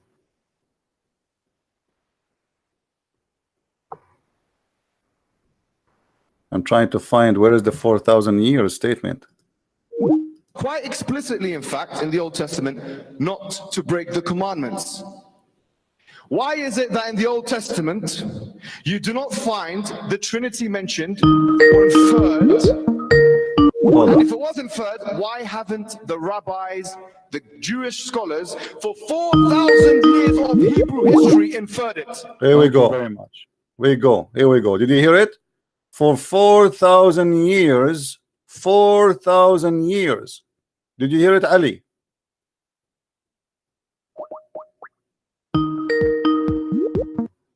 Did you hear him saying for 4,000 years? No, Okay, let me play it again for you. say it again. All right. Testament, you do not find the Trinity mentioned or inferred. And if it was inferred, why haven't the rabbis, the Jewish scholars, for 4,000 years of Hebrew history inferred it? Did you see it? Did you hear it? Yeah, that's true. Okay. But did you say this is true? Did you say this is true? Muhammad Hijab is saying, obviously, Okay. it's a lie. Guys, did he say? said- Okay, hold on. You just say this is true. That means the Quran is false. You are getting the Quran busted because the Quran in chapter 9. No, he said it clearly. He said, no, not a single rabbi for 4,000 years. We can find this. 4,000 years what? He said, no rabbi in 4,000 years. They worship only one God. He said, read the, No, he never said no, that. listen, no, he said that they're instructed to worship only one God. Only one God. Instructed to worship only one God. Let us play again. Hold on. Let us everybody laugh. Instructed where in the Old Testament? Yeah, that's what he's saying. He's trying to prove why we cannot find the Trinity in the Old Testament. They are instructed to worship one God. And for 4,000 years, not a single rabbi he did taught anyone to worship another God except one God. No. He never said that. Listen carefully. He said they never. Listen carefully. Shut up, donkey. Here we go. Read carefully. Listen carefully. So now the question will be is this. A Jew who is with the Torah, with the Old Testament, why would one ask him to realign his belief, his theological doctrines, into believing in a triune God, when in fact he's been instructed quite explicitly, in fact, in the Old Testament, not to break the commandments? Actually, this is a very... And what is the commandment? He was quoting for us to worship God alone. This is what he was saying in the debate. He was instructed, he quoted for us from the Old Testament, O Israel, your God is one God. He was instructed to worship God alone for 4,000 years. Hijab proved to us that the Bible is the truth and the Quran is a lie. He was quoting for us. You can watch the debate again. For 4,000 years, not a single rabbi, 4,000 years, he broke what he's instructed to do. What? To worship, O Israel, your God is one God. Hypocrite liars. Now let me call you back.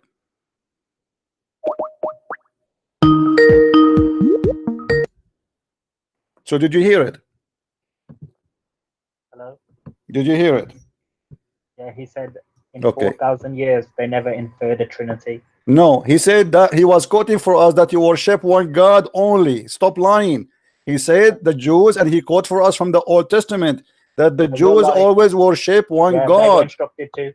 Yeah. So, and he said, and he confirmed that for 4,000 years, not a single Jew, not a single rabbi, 4,000 years, he did not what? He did not break the commandment of God, which is you are helping us, you and Hijab, to make people leave Islam, because he proved to us that the Quran is a lie. They never inferred a Trinity. No, he was we can watch people, they can watch the debate. He was quoting for us. He was quoting for us. Liar. Let me shut you up. Here we go. We'll play it again. We'll play it again and again. Let everybody laugh. You Muslims are a bunch of liars. He was quoting from the Old Testament that they worship only one God. Christian people is to come to common terms that we worship none but Allah subhanahu wa ta'ala. You're right. Of all of the gospels, most ancient gospels, what did Jesus say? Did he say, let's see, hold on. why would one ask him to realign his belief, his theological doctrines, into believing in a triune God, when in fact he's been instructed quite explicitly, in fact, in the Old Testament, not to break the commandments? What is the commandment he's talking about? Go previously, and he says he was quoting for you from the Old Testament to worship one God, not to break the commandment. You see how hypocrite liars they are? So he was debating based on what? Trying to prove to the Christian that the Jews did not break the commandment of God, which is you worship your God alone. And this liar, he is saying to us, he did not say that.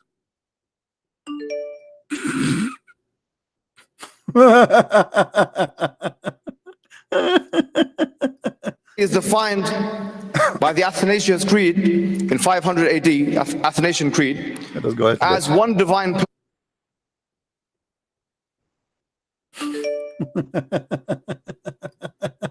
God's but one God.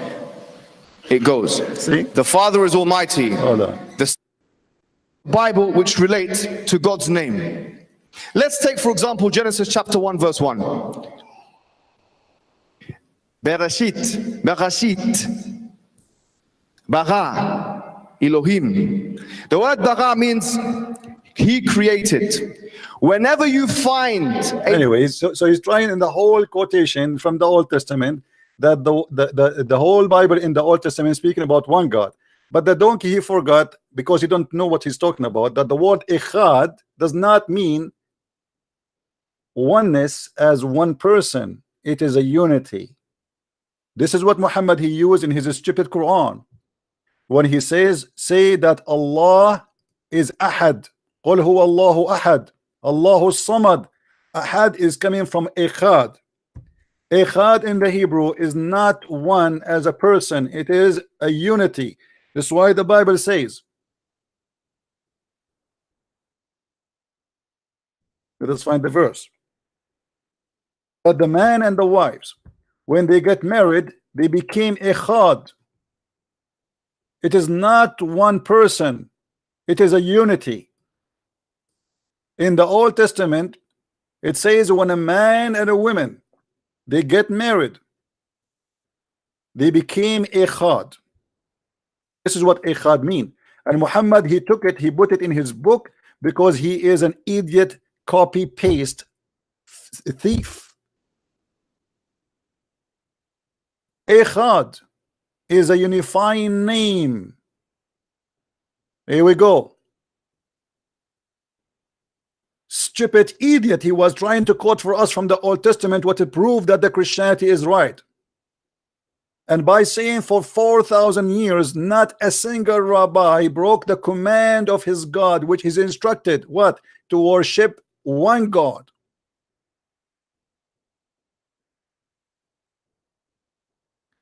Genesis 2:24, the two shall become one, echad. Flesh, it is you see, it's the same word as we see. This is what happened when a potato tried to teach you. And then he said to us, Elijah, mean God is with us. He don't speak Hebrew. He got his prophet busted. He said that Allah he pray for, he don't pray to. And yet you are saying to me, and we just heard the guy from India who said he left Islam because of Muhammad hijab. Because that debate led him to my videos, and my videos made him leave Islam. So I want to say thank you, Muhammad hijab, for getting Muhammad busted.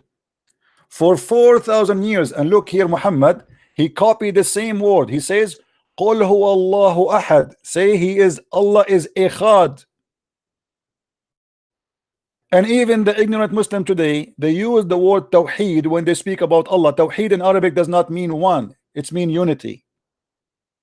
Go ask anyone who speak Arabic. Tawheed does not mean one, it means unity, unifying. And because Muhammad he stole this word from the Hebrew, the word here in Arabic appear wrongly, because you cannot say Qul huwa Allahu ahad and you stop. Ahad in Arabic, it's mean one off. If we take the same word, I will copy the same word in front of your eyes and I will search for it in the Quran, copy paste. You will see all the translation for the same word in the Quran come only as one off, not one. It cannot be one. Here we go. Let me show you. وَمَا يُعَلِّمَانِ مِنْ أَحَدٍ. You see the word ahad? They teach anyone but anyone. He have to be one off.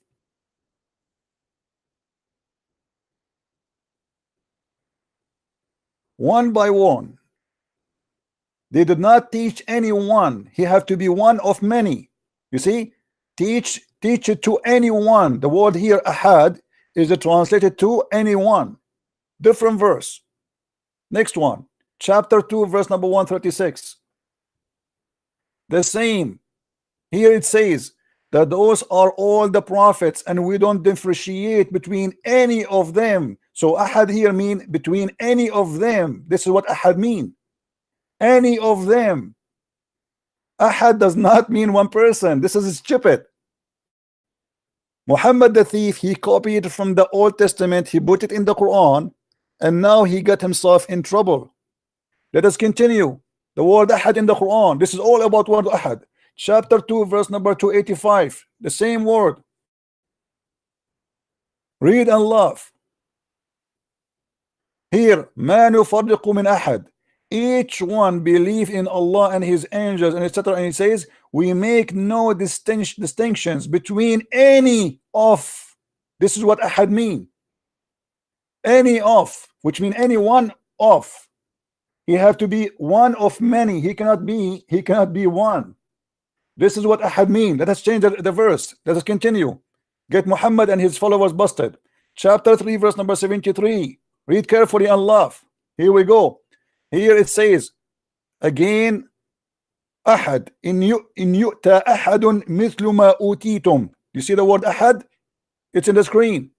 Let us see what the translation will be. That anyone is given. You see the anyone? This is what ahad mean. You have to be one of many. Any one. If there's only one, you don't say anyone. Let us continue. Actually, here it should be any off. What the same meaning, but with any off or one off. One off. Here, chapter 3, verse number 84. The same. لا نفرق بين أحد. Okay? And there with distinction between any of. Do you see it? This is ahad. Any of. Any of them. This is what ahad mean. Here we don't debate. Here we spank the liars. Chapter 3 verse 153. Again, one of. Read with me carefully.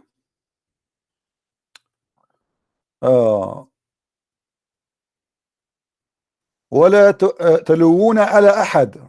Read carefully here. Anyone. Do you see it? Which mean any of your people.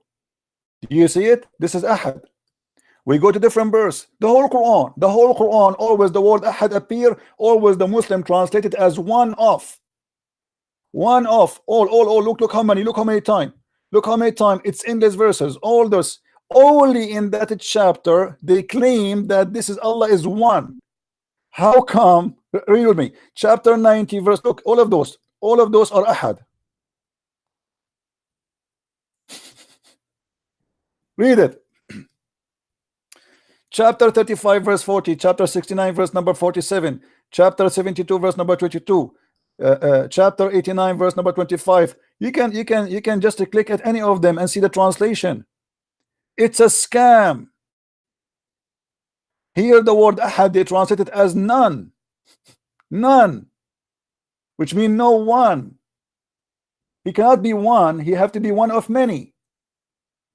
ولا يوثق واثقة أحد. That's it.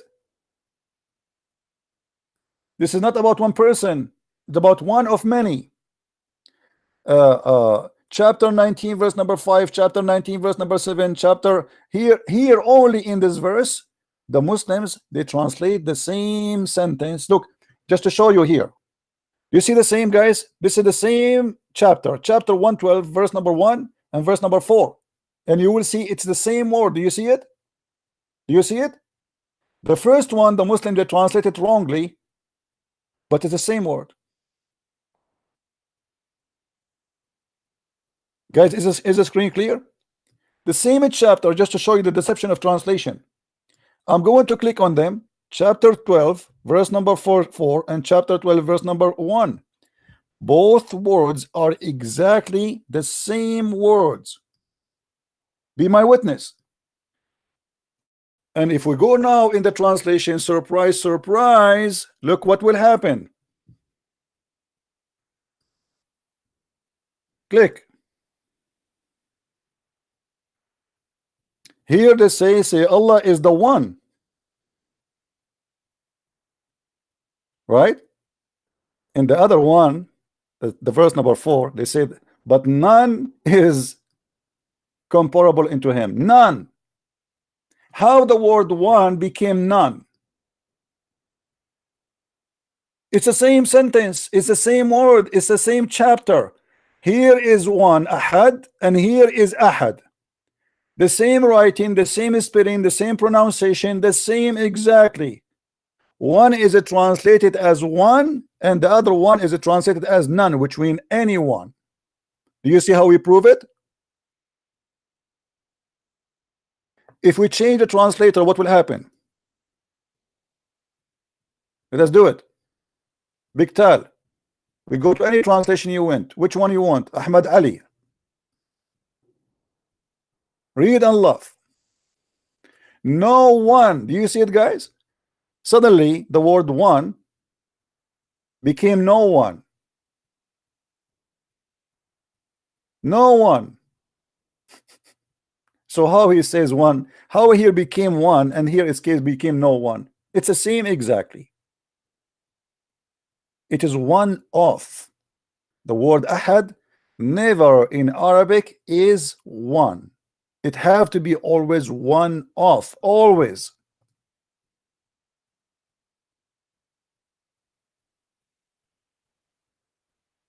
Look here the translation.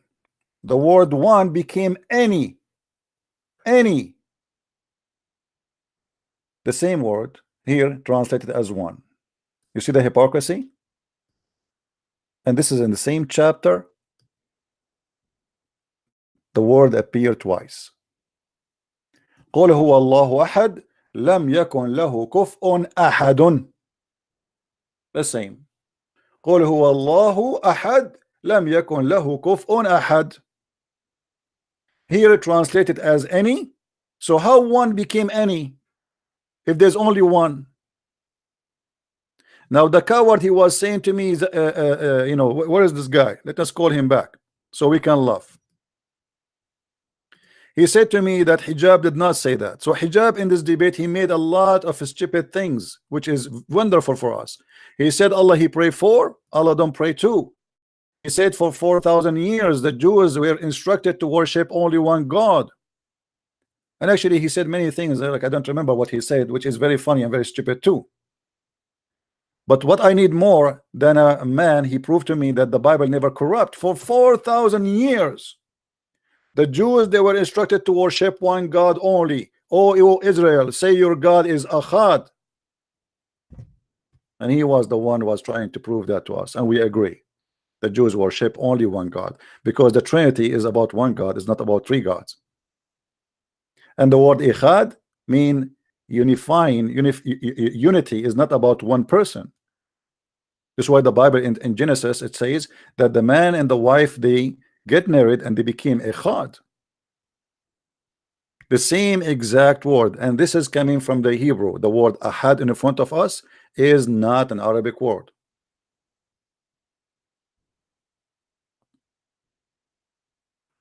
And just to prove, as long we are talking about Echad, Muhammad, because he's ignorant,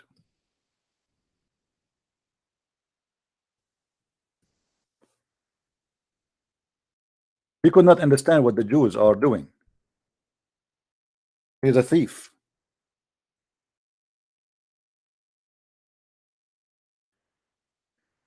In chapter 59 verse number 2, it says,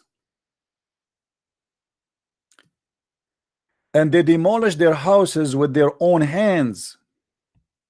Anyone understand what does that mean? Here you will see that the God of Islam need to go to school so he can be maybe a 5-6 years old boy who learned from the rabbi what this is mean. When the Jews, they move from place to place, if the house will not be occupied by a Jew, they will take a rock which is covering the front door. Let me make it simple for you.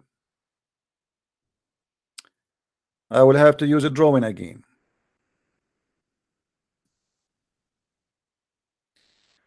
When a Jew, he built a house,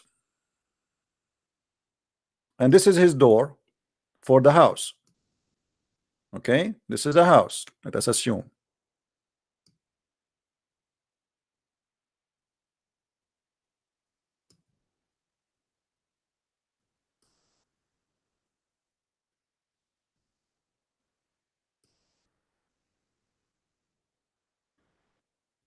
All right.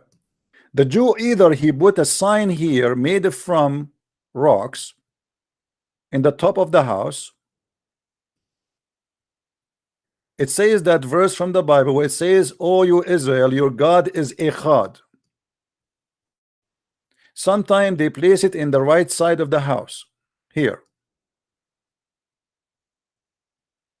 So when they move, they take that rock with them. They don't leave it for the pagans, so they will insult it. So the Quran do not know why they are doing that. The Muslims, they came, the Jewish, they run away, and they found that they destroyed the doors of their houses. Why? Because they are taking the verse where it says, "O you Israel, your God is Echad."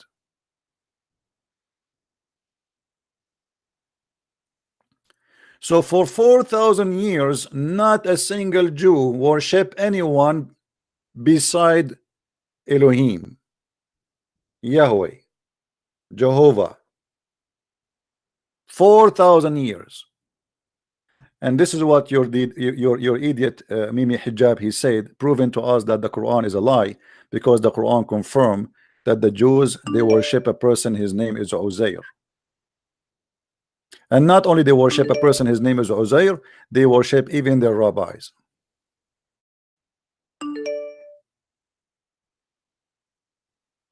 Before you call me, you have to introduce yourself to be sure that you are not a kid.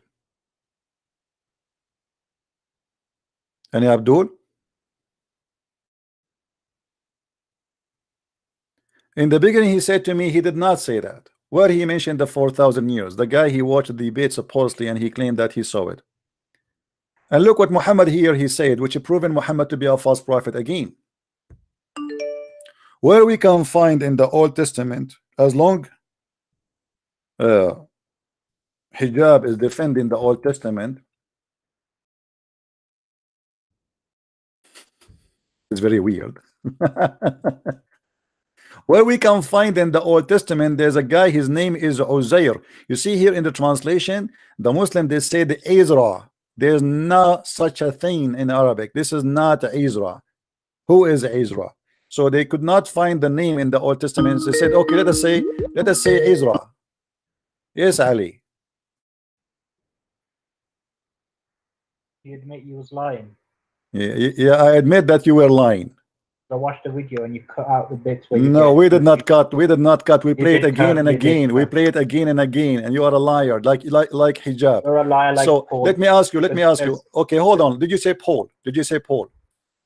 He said it does not infer. No. Did you say? Trinity. Did you say Why- yourself Paul? Did you say Paul? Yeah, Paul is a liar. Okay. What if I show you that your scholars they say that Paul is a messenger of Allah and his name is mentioned in the Quran? That point's already been refuted. By who? Can you 100 times. can you refute it for us? DCCI ministries. Will Can you refute them, can you point ref, at can people you who are- refute it to us? Can you refute it to us? Can you do what they did? Yeah, because Paul. Okay, he can also you said he refute to us? Can you refute that to us? Yeah, I can do that. But first, you admit you was lying. You are the one who's liar. The same But as he said it does not infer a Trinity.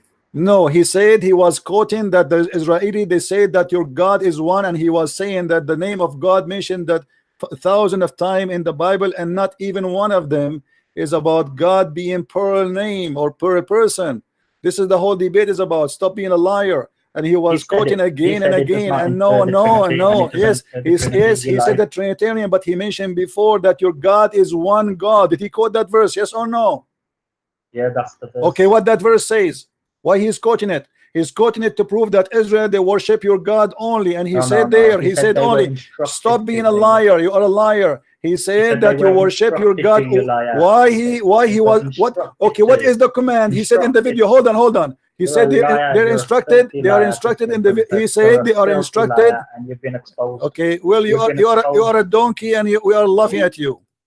You can lie as much as you want. Everybody is laughing because the whole debate is him proving from the Old Testament that the Jews did not believe in the Trinity, and he was quoting verses saying you worship your God alone, and the top of that he said they were instructed clearly by the command, and he was quoting the command.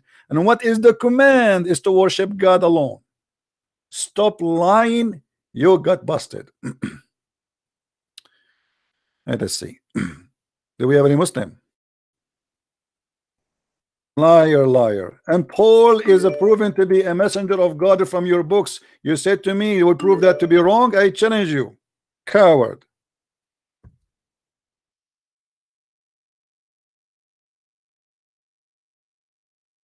We take calls only from Muslims, please. Let us see this kid. Hello. Yes, Abdul. How are you? This verse you were talking about in Surah 9, verse 30. This is actually a proof that this is the word of God. How? This verse. How? The Allah is talking about a small group which was Jewish, and they believed in the divinity of one who was called Ezra, and he is called Hezekiah in the Bible. It was a smaller group. Yes, this was a small group. It's Okay, not guys, mean I all want you to be Jews. my witness. I want you guys to be my witness. You said a smaller group, correct? Yes, this was Okay, a so small why group. he was And saying, okay, hold on. So why he was saying the Jews, if they are a smaller group, why he called them the Jews? yes, the text is saying the Jews, but it not mean all the Jews. This is a particular group. Oh, so which was you are saying to me, Allah, he made a mistake. He should add the word some of the Jews. no, there is no mistake. You are Okay, let getting me it get you wrong. busted. Let me get you busted. Show me the reference of what you are saying that some of the Jews, according to the tafsir, one Jew only believe in that. Why you are lying? It was only one Jew. You know who is the best one who can answer Don't tell me, don't tell me who can answer it. You answer it. Why you tell me who can answer it? You tell me. Show me from the tafsir. It says some of the Jews. It says that only one Jews, and that to prove again that the Quran is a stupid book. Because if it's only one Jew, why he says the Jews?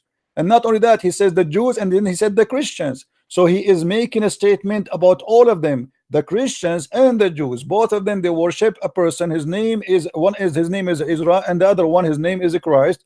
And they say he is the son of Allah. He did not say some of the Jews. No, this was like the divine, like you believe that Jesus is divine, yeah? Don't change the topic. You said if few of the Jews believe in that. Show me the reference. It was only one Jew. Yes, I will show okay. you. Okay, show me. Okay, go ahead. Give me the reference. I sent to you this. Okay. I sent you the link here in your Skype. All right. And I want you to go to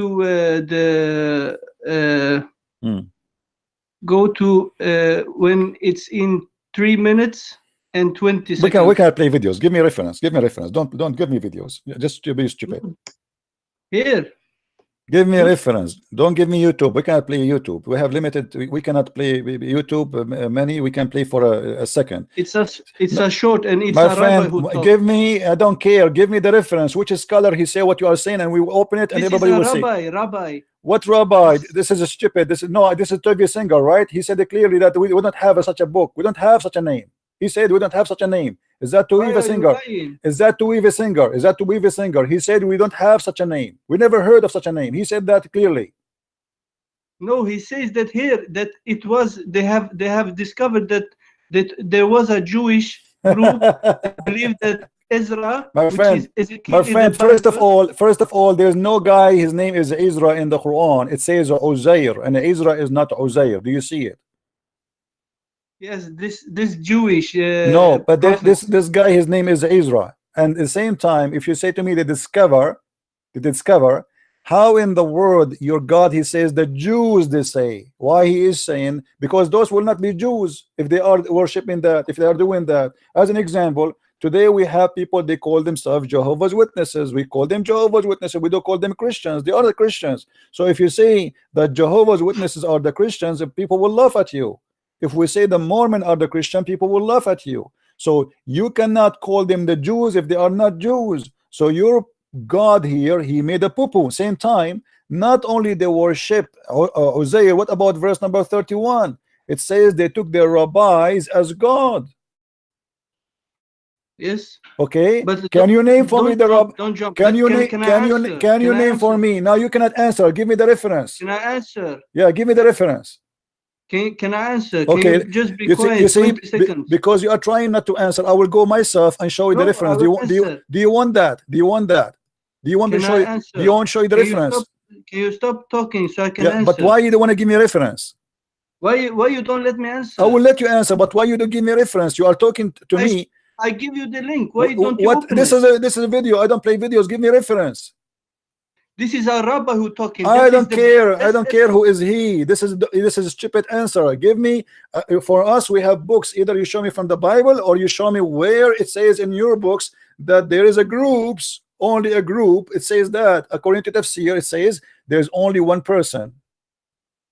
They are the best who knows what their belief was and what they were not. Thank you very much, guys. Did he say that the Jews, they are the best to know what they believe? No, this is he's talking about this, okay. You just say they are the best to know. Do you admit that the rabbi are the best to know? Yes or no? About this situation, about only the situation, only the situation they knew. The rest they do not know. The best who can talk about this is the rabbi. Okay, but do you accept what they say or accept only this?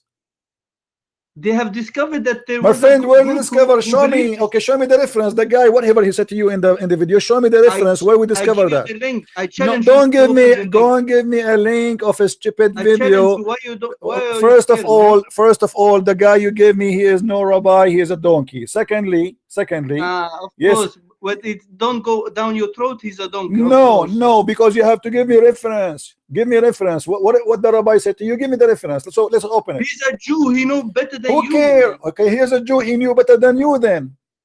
Yes, he know better Okay, than me, of course. not a single word in the Bible mentioned that there is anyone worship Uzair. Otherwise, the Jews themselves in the Bible it should say there is a person who said that, and this is we are against him. The Bible mentioned all the false cults on what the Jews did in their history. So how come they did not mention that? So we discover what discover. He said that the Jews, they said, that's mean all the Jews. He did not say some of the Jews. So your Quran is making a mistake even if this rabbi is saying the truth. Because if Allah is God and he know how to speak Arabic, he should not say the Jews, he says some of the Jews. Can I answer this? Go what ahead. You just said. Okay.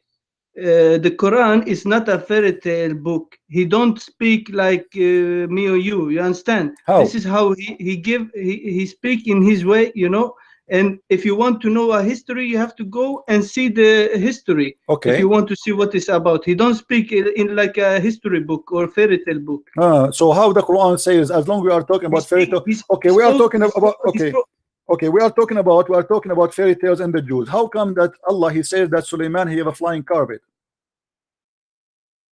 If he said that, he had that. So what? Okay, so a second ago, guys, listen to this.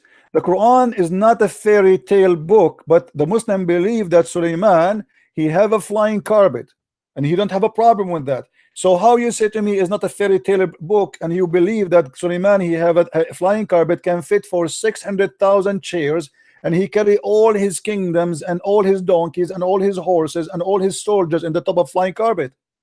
Let me correct you. That the copper was not the one who was flying. He had the power of the wind, so the wind was turning. That's a lie. Do you want me to get you busted? Yes, you can Okay. see. What interpretation you like to see? Should we go to Ibn Kathir or someone else? Allah give him the control to. No problem. Let us see. Okay, let us see if you are saying the truth or not. Let us see if this is what you are saying is the truth. You are. Hold on. Don't run.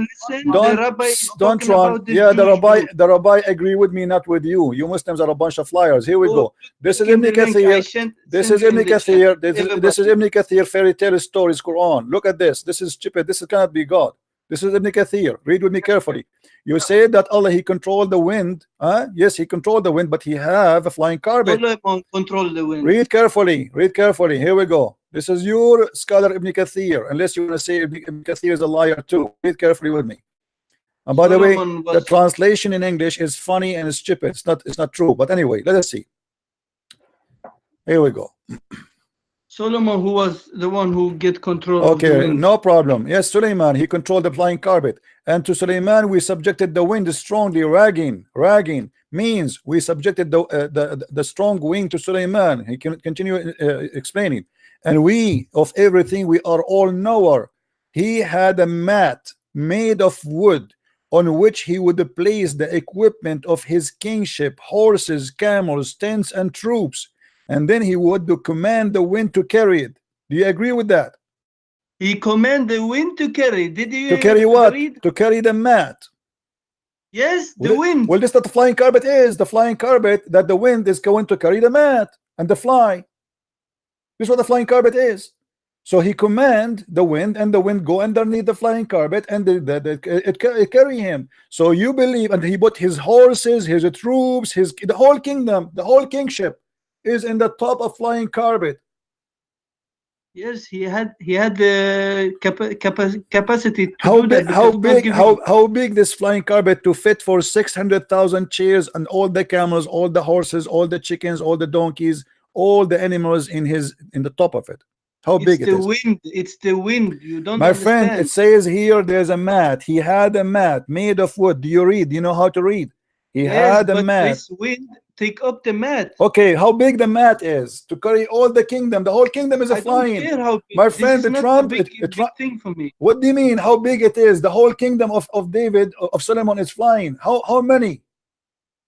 According to your tafsir, 600,000 chairs for people to sit, plus all his soldiers, plus all his horses, plus all his ministers, plus all his birds, because he have an army of genie, he have an army of birds, all of them in the top. What? What is genie? Genie? You do not know? Jinn. It's the name Jinn. Yeah, Don't genie. Genie in the ball. Don't you know the song? What is genie? You have to say correctly. Okay, let me Jinn. ask you. Okay, as long as you're stuck with the genie, do you believe that genie they used to work for Sulaiman? Of course. Okay, what they do for him? They served him. Whatever he said, How they they do what it. they do? What they do? Explain to us.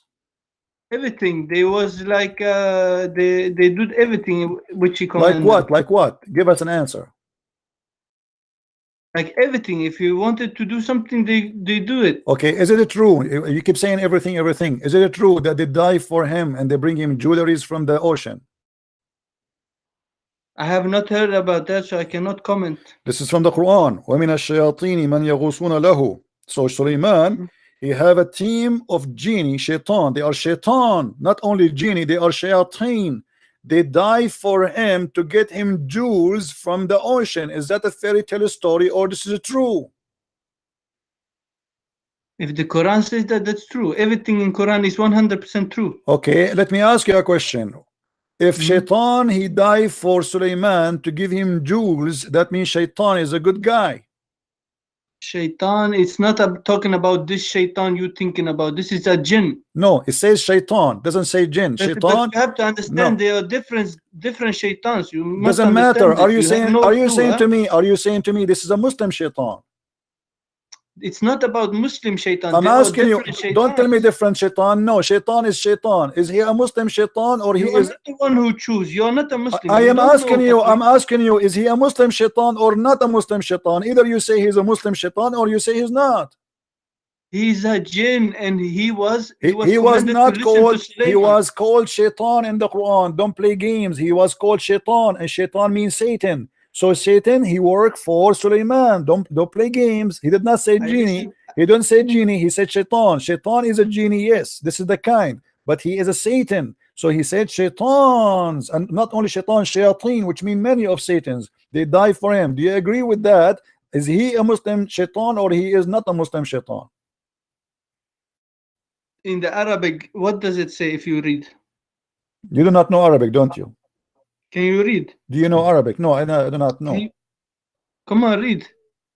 I don't know Arabic. You know Arabic. You tell me. You tell me you are a Muslim. You know don't better. know. You are the one who told me. You are the one who told me I'm a Muslim. I know better than you. Okay, read it for us. I Go have ahead. never say I'm no better than you. Okay, here we go. Say I say وَمِنَ shut up. Okay. وَمِنَ الشَّيَاطِينِ وَمِنَ الشَّيَاطِينِ. And by the way, the word shayateen here is written wrongly. You see, there's an alif missing. الشياطين written very stupidly in the Quran. وَمِنَ الشَّيَاطِينِ مَنْ يَغُوصُونَ لَهُ. So from the Satans who they are diving for him. So those Satans, are they good Satans or bad Satans? I don't understand why you change the subject. We talked about the Jewish, and now you are We are talking about about the shayateens. fairy tales. Everything you have there is a fairy tale. There's no Jews believe in Uzair. We cannot find one. And the Quran says all the Jews, did not say one or two. And you are lying, trying to cover up for Muhammad. And how we have a problem. And by the way, not only that, the verse number 31, it says that Allah, he said that the Jews, they took their rabbis as gods. Can you name for me one rabbi he became a god? We don't change the topic. Who is the rabbi? Who is the rabbi? The Jews, they took him as God. You can go and look it up. This Tuvia singer, he's talking, he's a rabbi. He's Abdul Tuvia singer. Let me speak. Okay. Why you don't let me speak? I get you, but I get him busted. Go watch my videos about him. And let me ask you, Tuvia singer, he said that they found that Uzair is the son of Allah. Are you sure? No, there was a group in Yemen. They were Jewish. There was a small group. They believed that he was a divine son of God. And that's why the Prophet Muhammad didn't, he told them this is not true. That's why this ayah come down. Want to get you busted? Why you don't open the link? Do you want to get why are you scared? Do you want me to get you busted? Here we go. This is the TV Sinker. I send you the link. Why you don't open it? I am open it. Everybody who is here, I am open it. I Hold give you the on. link to the Hold chat. on. I am open Everybody it. open it and go to 3 minutes. You will see what he say. Okay, hold on, hold on. He's not a Muslim. He's a rabbi, Jewish rabbi. He's not a Muslim. So why is he telling us this? Well, okay. He is the person who said too that the Virgin Mary is a lie. Do you agree with him? No, I don't agree. Okay, so then shut up. Don't either you bring him, because that means he's a liar. So either we accept him. Okay, so do you accept him to be a person who said the truth, or he's a liar? Tell me the truth now. Do you accept him? That is his belief. No. Okay, his belief. So why the Quran says that The Jewish don't believe he's the Messiah. Okay, hold on. Your Jewish, they don't believe he's the Messiah, but he said that the Virgin Mary was not a virgin. This is a Roman old pagan belief. Do you agree with him? Yes, the Jews believe that she was raped by a Roman soldier. That's a stupid. No Jews they say that. This is a lie. Secondly, you are the one who said to me. You can read in okay, the book. hold on. Okay, let me find you. Here we go. Roman soldier. Hold on. Here we go. This is a video I made for this guy who you call him Rabbi. Okay. Listen and hold on. Shut up. Let us play the video. Don't you want to play the video? You gave me a video. Okay, let's play it. Shut up so we can play it. Yes, go to 3 minutes. Shut up. We don't have to listen to everything. You watch Shut up. videos, always he speak good about Muhammad. Muhammad is a wonderful man. Let's play. He attacked Christianity for sure because who know every person. First of all, the questions they come to them. Let us see. I'm trying to find where he spoke. Jew. You know, he's a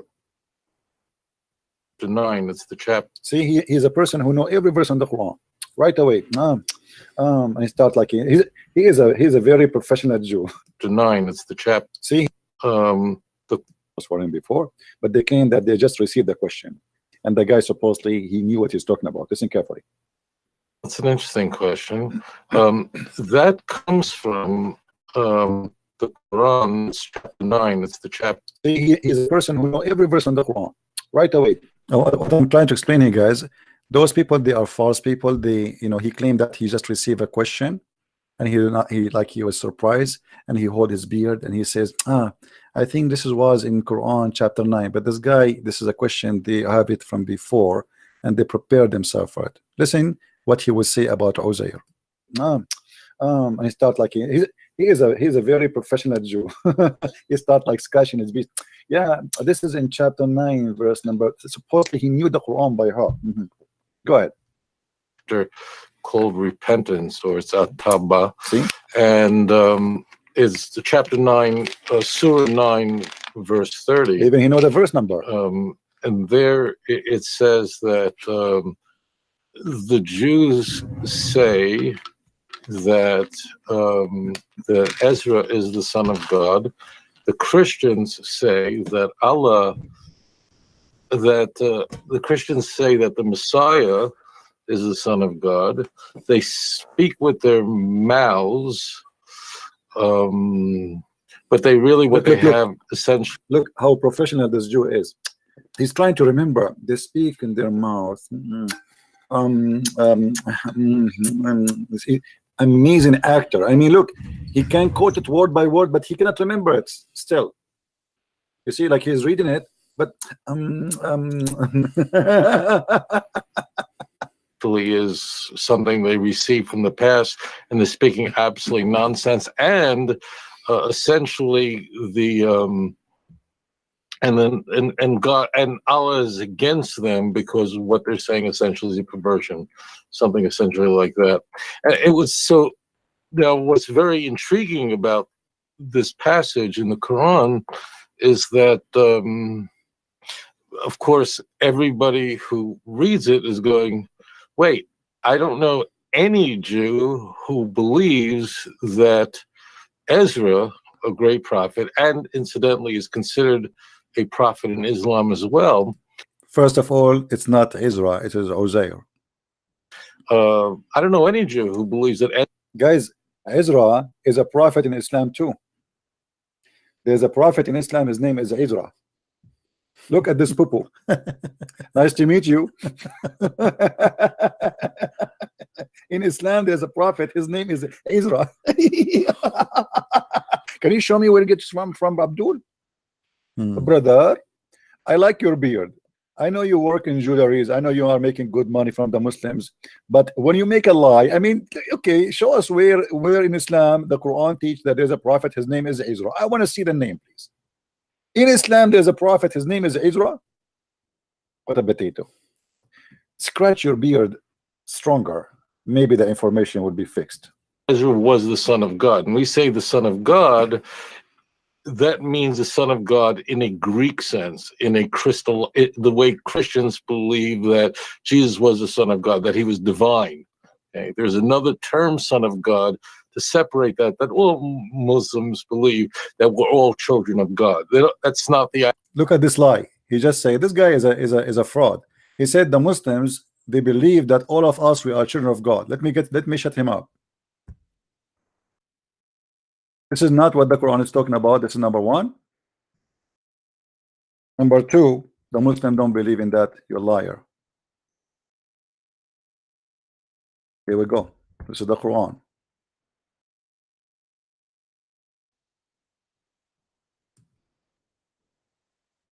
I cannot find chapter 5 verse number 18. I cannot find more hypocrite that this guy he live in Indonesia and he do business with the Muslims. He live between them, so he's very hypocrite. The Jews and the Christians say we are the Allah children's and his beloved ones. Say then, why does he punish you with his sin? So why you lie? You say that the Muslims, all of us, we believe that we are children of God. Why you are a liar? This is an idea totally rejected by Muslims. The Muslims believe that they are slave of Allah and they don't believe they are children of Allah. Corrupt, false rabbi. Continue. Guys, Muslims believe that they are children of God. Muslims believe that they are children of God too. True. This is true. Absolutely, Abdul. All Muslims believe that they are the children of God. Absolutely. I mean, what this guy he eat before he talk? I mean, he is the most hypocrite, corrupt person. Just because he is doing business with the Muslims in the Muslim country, he is willing to sell anything. The Muslims believe that there is a Jew doing business. Let us make it clear. Let's go. Literally, Ezra was a divine being, and Muhammad actually equates the Jews believing that Ezra is the son of God with Christians who believe that the Messiah, namely Jesus, Isa, is the son of God, and then he just condemns it. Now, it's very intriguing is that there are no Jews that I've ever met in my life that believe that. See? And the Islamic commentators, and there's an enormous amount of literature written on this passage by ancient commentators of Islam who were confronted with the same question: what Jews are we talking about? So the commentators, the Islamic commentators on this are absolutely brilliant. Many of them say that there was this Jew. I think the name guys, even he remember the name. He remember from the book. You see how they act? And I'm trying to explain to you here, like his name, like trying he's to be like he is a scholar who knows everything. He prepared for this topic 5 days ago, and now like he's I think his name interpretation, even the name. I mean, so anyway, as you see here, even the scholars of the Muslims, they believe it was only one guy. So how Allah, he says that the Jews, they say Allah, they say Uzair, son of Allah. The Jews, not one. If it's only one, and why it's even important to say his name? Why even important to mention his cult if it's just one person? Imagine we have millions of Christians believe that Jesus is God, and then we mention one, and we call him because of him the Christians, they say That is a fabrication, because the Muslims, when they try to explain, they could not find an answer for this. This is a mistake in the Quran. There's no Jew believe in a guy, his name is Uzair, and it's not Israel. And Muhammad, he said the Jews. The second you say the Jews, it's mean all the Jews, not one, not two, not three, not four. If Allah, let us say there's a group of the Jews, then Allah, he made a mistake, and the Muslims have to admit he should not say the Jews. If only a group of the Christian believe that Jesus is God, then he should say some of the Jews and some of the Christians. But as you see, he did not say that. He said the Jews, they say. Change the translation. You see, in Arabic it says وَقَالَتِ الْيَهُودِ, not وَقَالَ a Jew. قَالَت, they said, the Jews. Change the translation so we can laugh.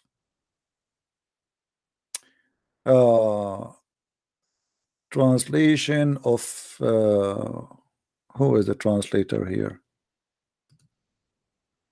Okay, let us go to different one. Shakur, Shuku. The Jews say Uzair. You see here, you see the false translation here, the clear word appear. It's not Ezra. They try to fabricate, try to find a name close to this name. They could not find except Ezra. But nowhere in the Quran says Ezra. What Ezra? It says Uzair. And there's a huge difference between Uzair and Ezra. He is the son of Allah. The Jews, they said, the same as the Christian. Change the translator. I'm showing you all translations so you can, you can see. Shakir. Let us go to Big Tal.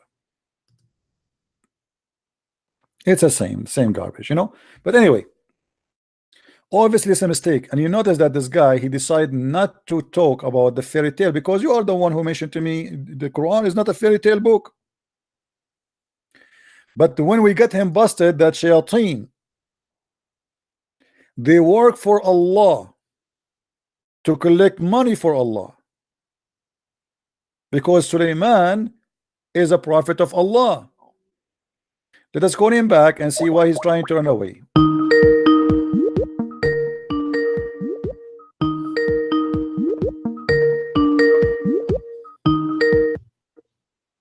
Yes, hello. Yes, Abdul.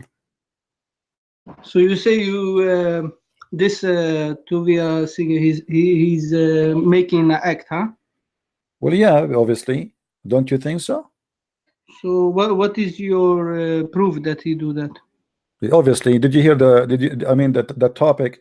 The guy, he is trying to remember the verse, but he can quote it word by word. Either you remember it or you don't remember it. Why? You can think and remember. Why not? No, there's no way that you don't remember it, but you remember it. Either you remember it, because he is quoting even the quotation as it is, letter by letter, word by word. There's no way you don't remember it, and you need to squeeze your beard to remember it, but you know it all. So this is obviously it's a scam. In the same time, this guy, he said that only one Jew believe in that according to the brilliant interpretation. Brilliant one. Did you hear him? Yes, this is the miracle. Okay, hold on. Okay, so who is the liar?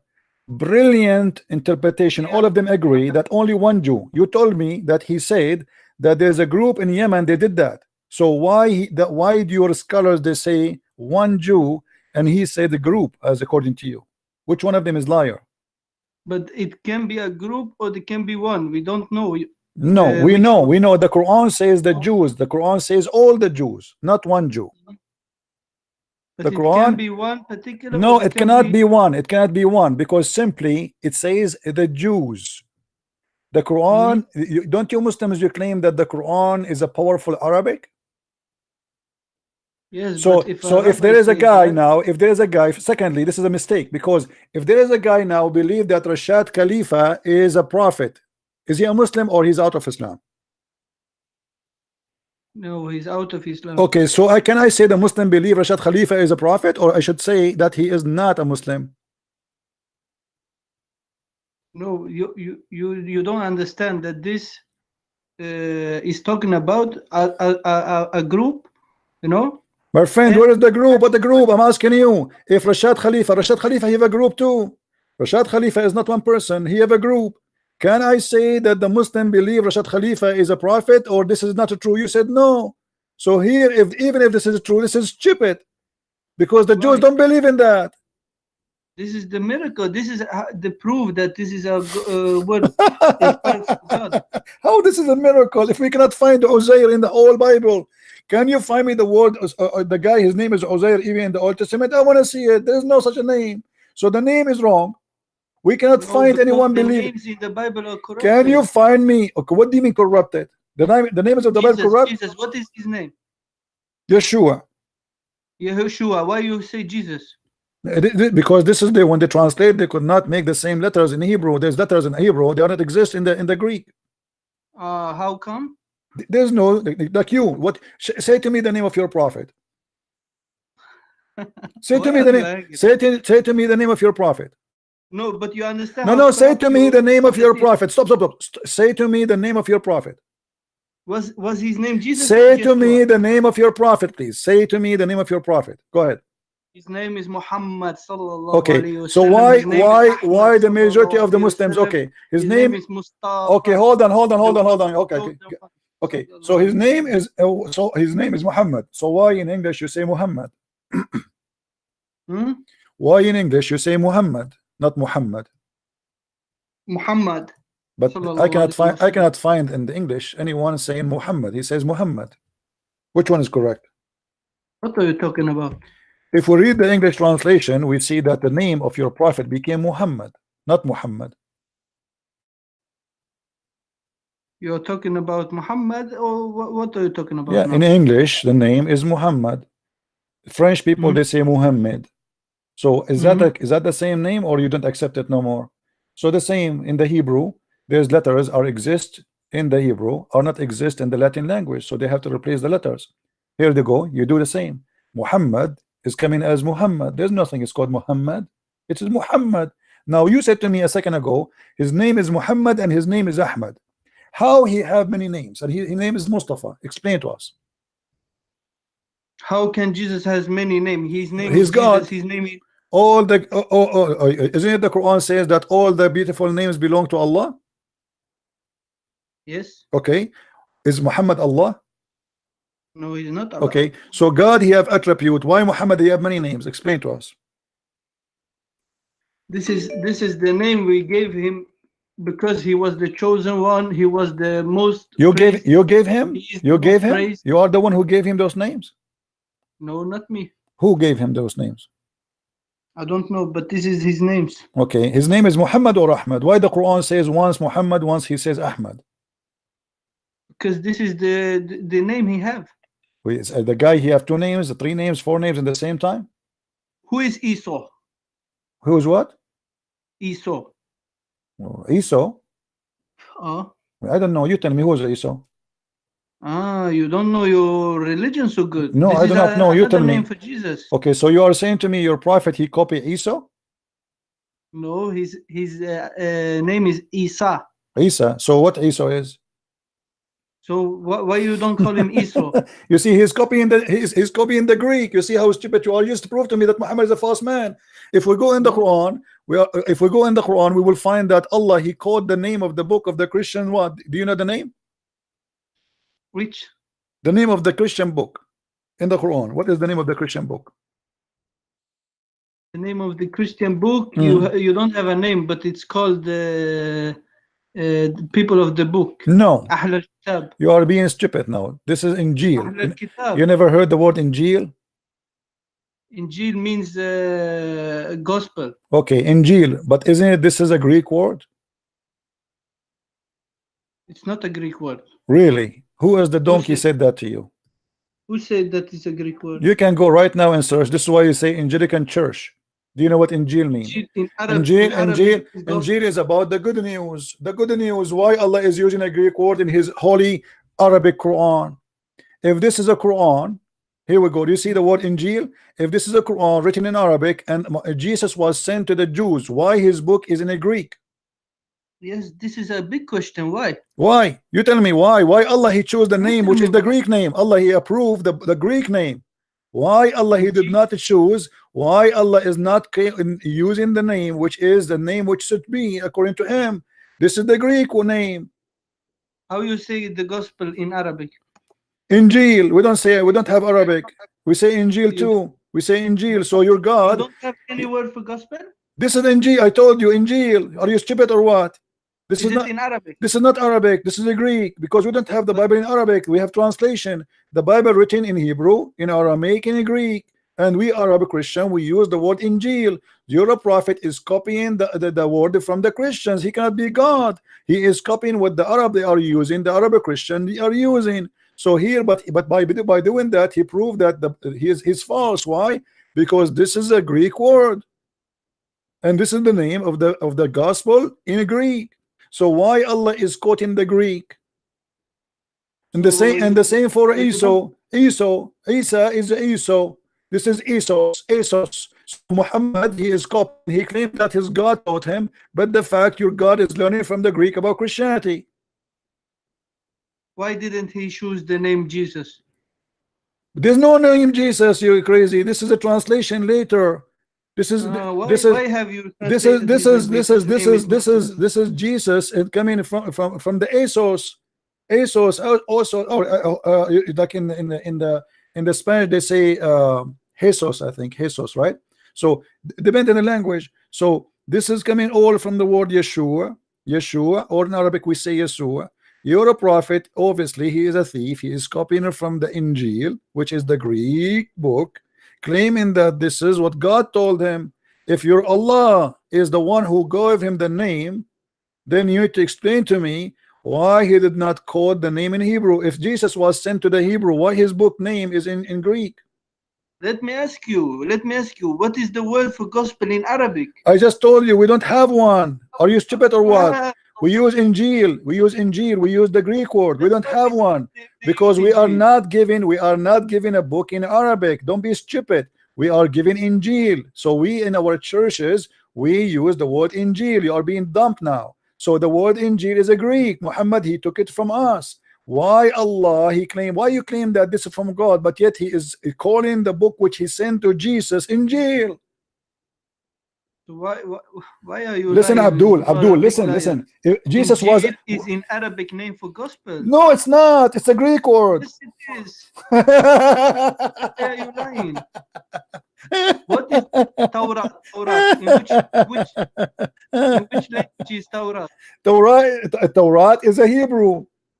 It's not Arabic. So now it become Hebrew. Yes, it is Hebrew. It's not an Arabic. So now your God Allah, he quoted the word Injil wrongly because he is quoting you see the stupid Muslims don't understand that the second you quote the word Injil, that's meaning you approve the Greek version of the Bible, as simple as that. And that means all the claim of Muslims that Jesus was sent to the Hebrew and Allah he gave him the book in Hebrew, it's a lie.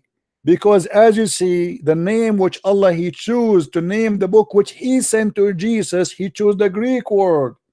Your God Allah is copying the Greek. First of all, there was no book in the time of Jesus when he was alive which was named Injil or Gospel or whatever. Really? Second of all, okay, hold on. No. We start with first of all. No. We stop with first of all. Let me get you busted.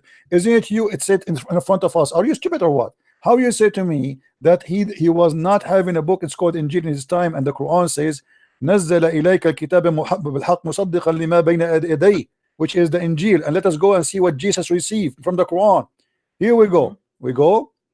وَيُعَلِّمُهُ الْكِتَابَ وَالْحِكْمَةَ وَالتَّوْرَاةَ وَالْإِنْجِيلَ, chapter 3 verse number 48. This one is about who? Yes, can I answer without you stop me? Yeah, this is about who? Yes. This verse. Yes, and he will teach him the scripture and wisdom and the Torah and the gospel. Okay, what is the word gospel here? Yes, it is Injil. Injil, thank you very much. So who is the one who gave? Can you wait? Wait 1 second. Wait. the Injil was the Wahi. It was the revelation which come to Jesus in word form. It was not in book form. So everything that Jesus said. Okay, hold on. Okay, hold on. Okay, hold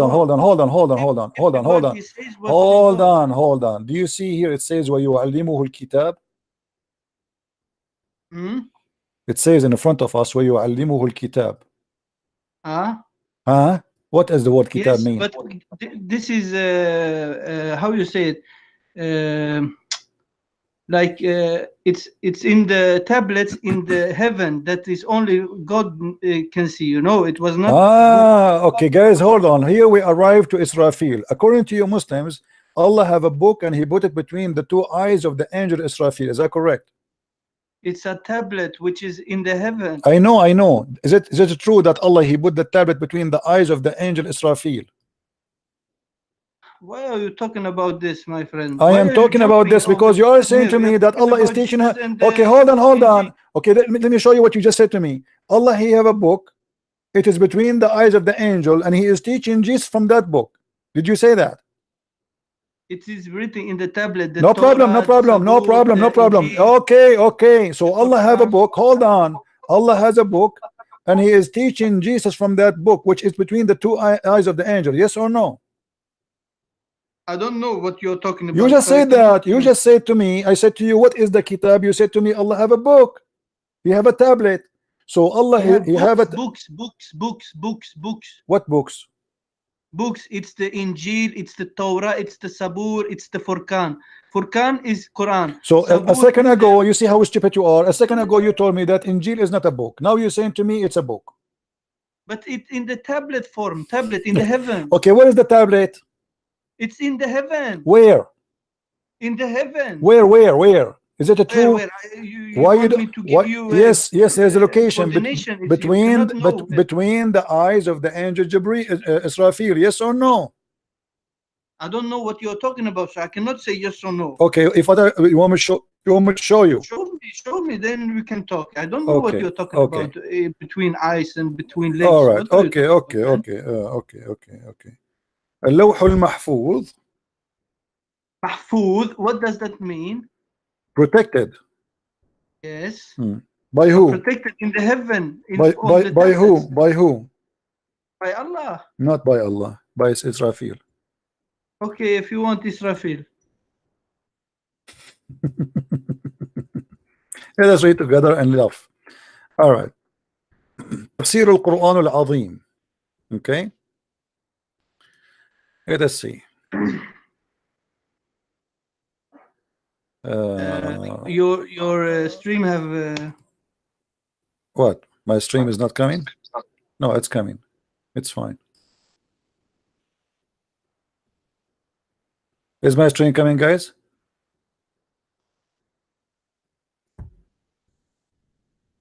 All right. Here we go. Chapter 85, verse number 22. It says, في لوح محفوظ. We go to Ibn Kathir. 85:22.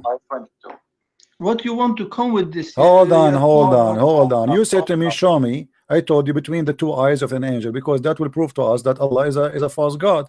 Chapter, you see the screen? Chapter 85, verse number 22. And this is Ibn Kathir, your favorite scholar. Okay.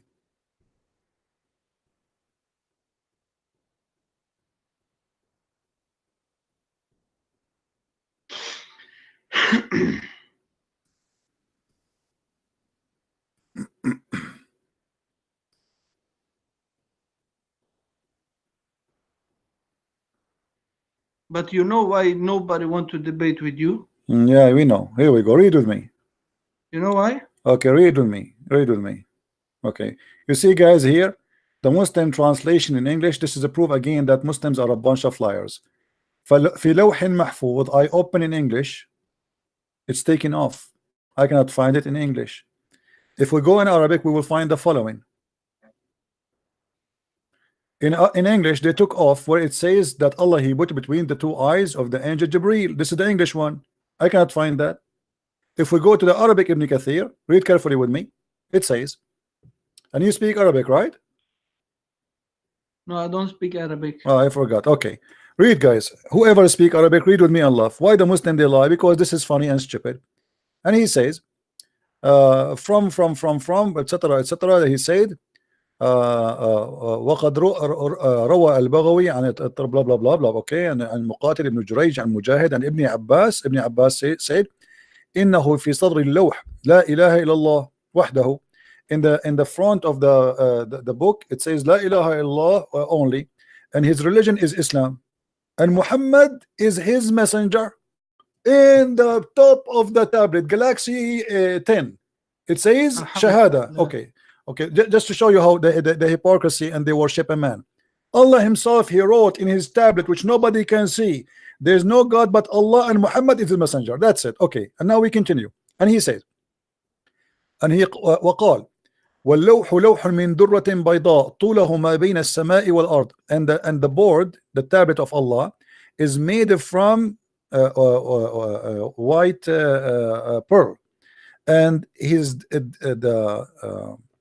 the distance or the size of it is the same size between what is between the earth and the heaven, and the distance, the width of it is between the same as between the east and the west, and the edge of it is covered by pearls and rubies, and the side of it, in one of the side, there is a ruby made they did not lose me. Hold on. What is Nur?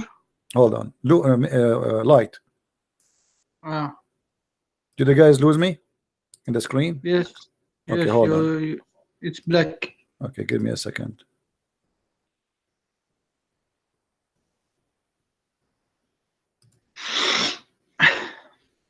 Okay. Let me call you back. Hold on. I don't know why we lost it.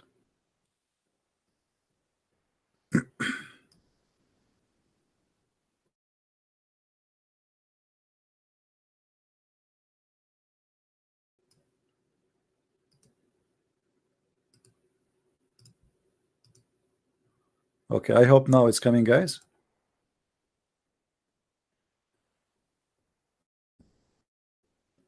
Let me know if the screen is coming. Is my screen coming, guys? All right, good. Okay, we go back. I will call you back, Abdul. Hold on.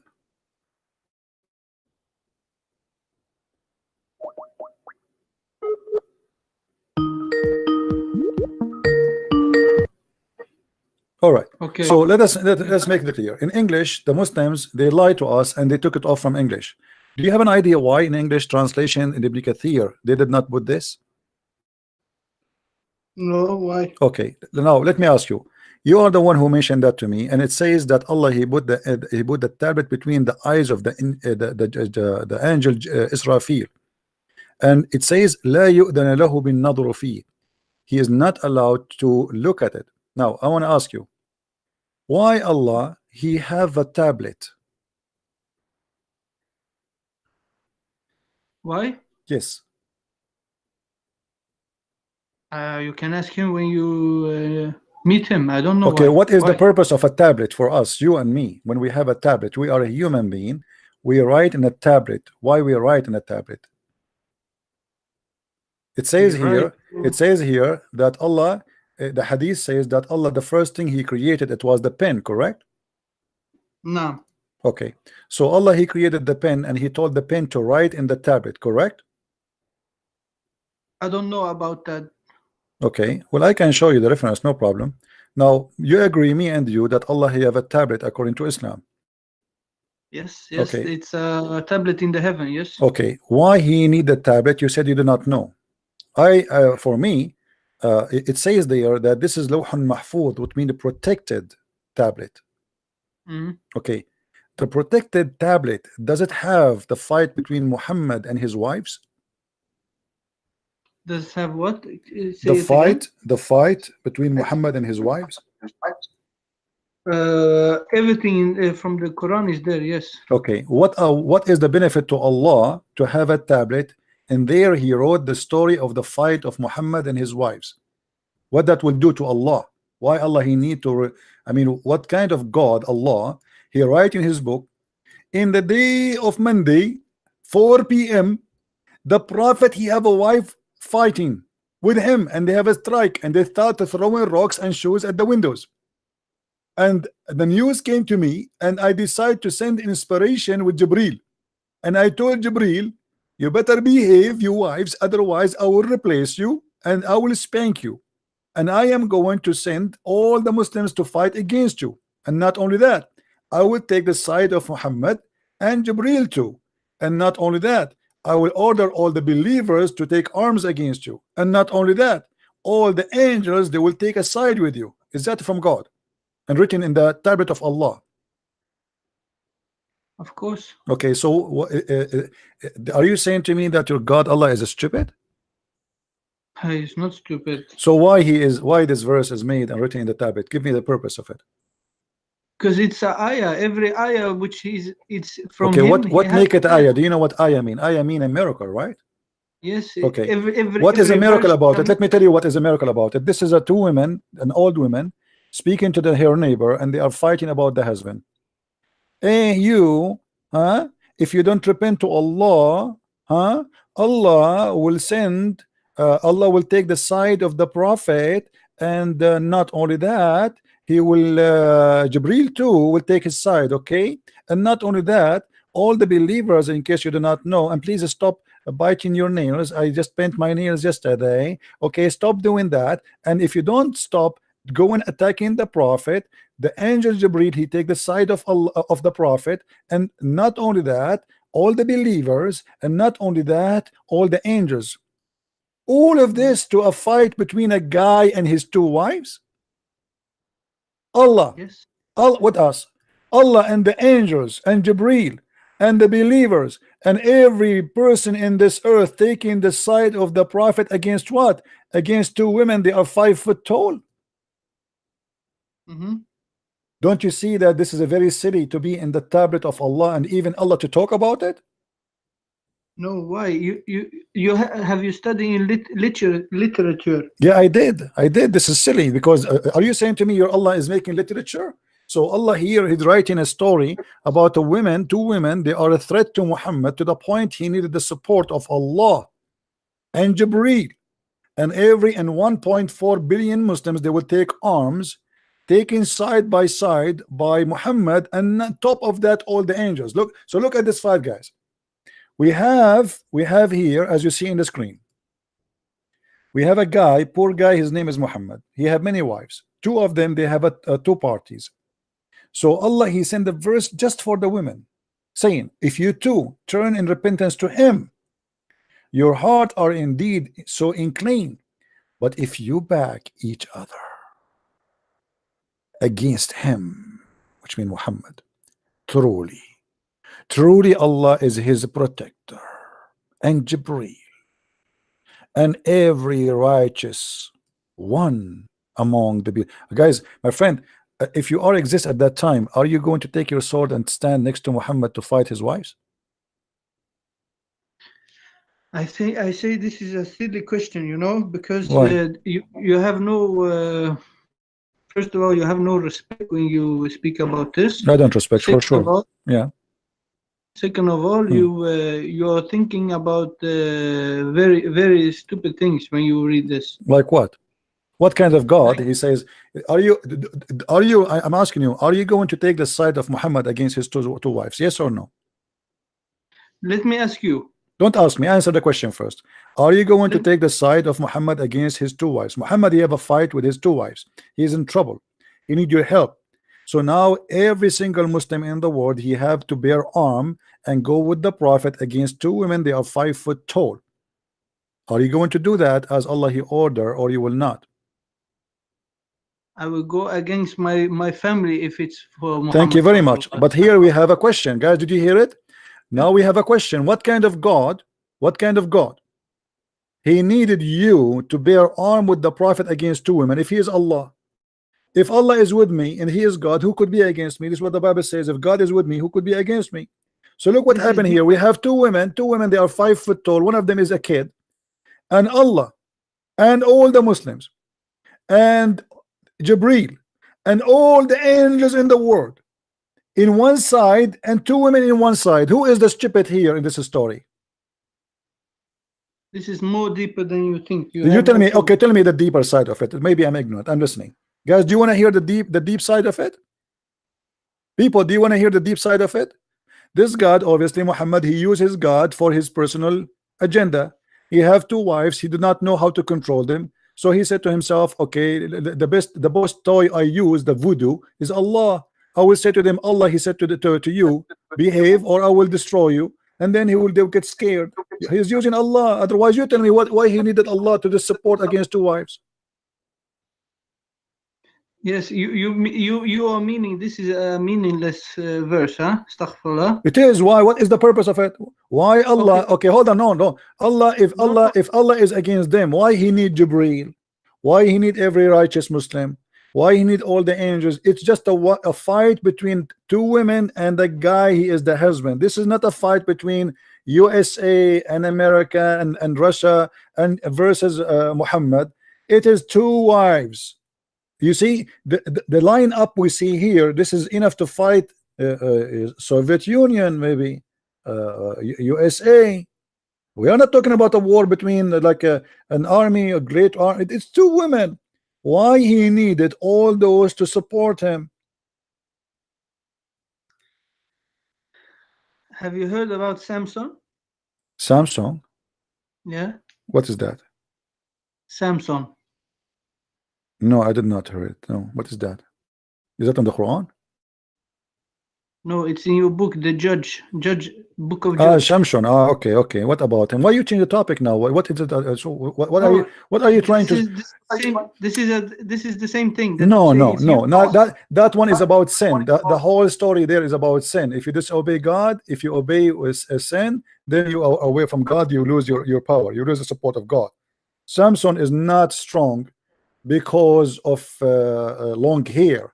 Samson is strong because he was with God. The second he obeys sin, he lost his power. God is with me. Here we see that a guy, he is fighting with 2 women, and those 2 women, they are so powerful to the point they scared the hell of Muhammad, to the point he needed the support of Allah and every believer and Jibreel and every single angel. Furthermore, the angels will back him up. In what exactly will happen? Let us say that those women, they are not going to obey Muhammad. What those believers and the angels and Allah will do? Can you tell me?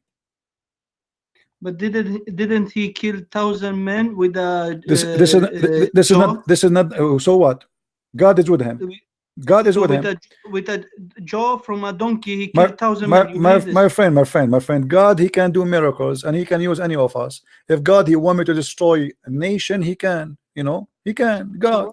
Our God is real. Here we have 2 wives. They are you looking at Solomon? If you now say God can do everything, then Suleiman can do also everything. With no. This is silly, because what the God can't do anything? Why Suleiman in the flying carpet? I mean, Suleiman. Look, you are a hypocrite now. No. Why I'm a hypocrite? Hold on. You see, this is a fairy tale story. We can find in the books. It's called the Legion of the Jews. So your prophet is copying from the Legion of the Jews. The Jews believe in their legions, not in their.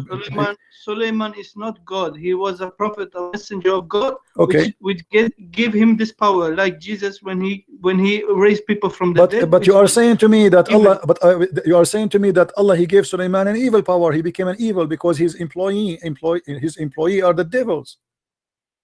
No, but they obeyed him. Okay, that's what I was saying. So okay, thank you very much. The devil obey him to do what?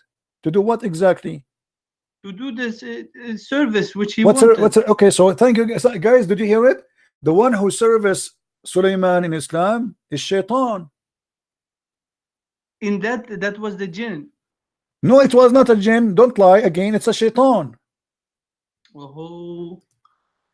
Don't tell me who gave the power to Jesus? Don't change the topic. You keep jumping like a monkey from Samson to etc. You see, now you go back to zero because you are trying to escape this. We want to go to back. Here we go. We go back. It was Shaitan. Don't lie. It was Allah. He ordered the Shaitan to obey your Suleiman, the version of Suleiman, not our Suleiman. Read it. Here we go. But If we go in the Quran, hold on. In your Bible, you are saying he was an idol worshiper. You see, according to you, he was an idol worshipper. You want to show you? Do you want to show you? Quran is testifying he was not the idol worshipper. Who is the one was idol worshipper? It was not Solomon, according to your Bible. Who is the one? Who is the one? Who is the one was idol worshipper? Who is the one was idol worshipper? He had 1,000 concubines, according to How? Don't you are jumping like a monkey? Don't make me hang up on you. Who is the one was an idol worshipper? According to your Bible, Solomon. But show me the verse. Show me the verse that says that Suleiman he is a idol worshipper, and I have a news for you. You have not read? No, you show me, no problem, and I will show you something too. What does idol mean? He have a status? Yes, like he worship other beside God.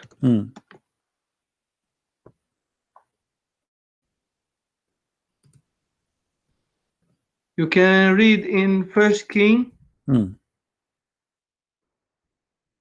First King 11. Okay, read for us. Go ahead. Read for us.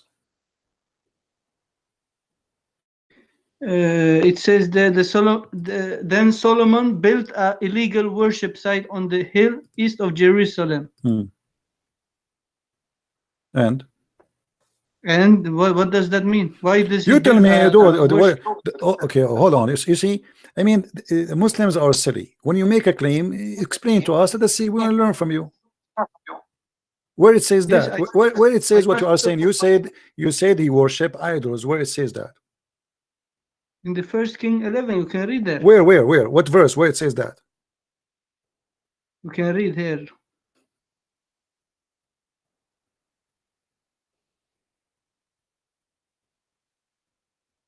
Do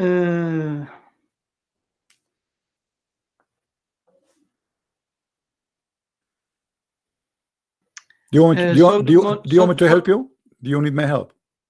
Yes, Solomon. Yes, to read. Okay, as I say in King, verse number 5, that God. Hold on. If you can read from verse number 1 if you want. Doesn't say that if you go read from verse number 5, 6, 7, 8, 9. Does it say there that God he was angry from Suleiman because he was away from the God of Israel? Because he worshipped idols. Thank you very much. When so that is not. Hold on. Quran is saying it's not true. No, here we go. Quran says true. And the Quran saying that hold on, no, the Quran saying that it's right. Allah, he is the one who made him do that. So in the Bible, it's condemning Suleiman being away from God, while your God, he is saying, yes, we are the one who made him do that. It was your God, Allah, who made Suleiman build a synagogue with statues. Read with me and laugh, my friend. Here we go. Quran protected him from this allegation. No, that's a lie, my friend. Here we go. This is your Quran. Everybody will laugh at you in a second. So while the Bible condemn, you see in the Bible we believe that prophet they commit sin. So here we see that the God of Islam is the one who is teaching his prophet to be pagans. For us, Suleiman and even David, they commit sin. And God, he condemned their behavior. And this is the same book you are reading for me from. But you, hold on, you in your Quran, chapter 34, verse number 13, it says that Allah, he gave Suleiman the power. I ask you why Allah, he gave Suleiman the power. You said because Allah, he wanna give them. Okay, what Suleiman, he ordered them? He ordered them to build synagogue with the statues. Do you see it?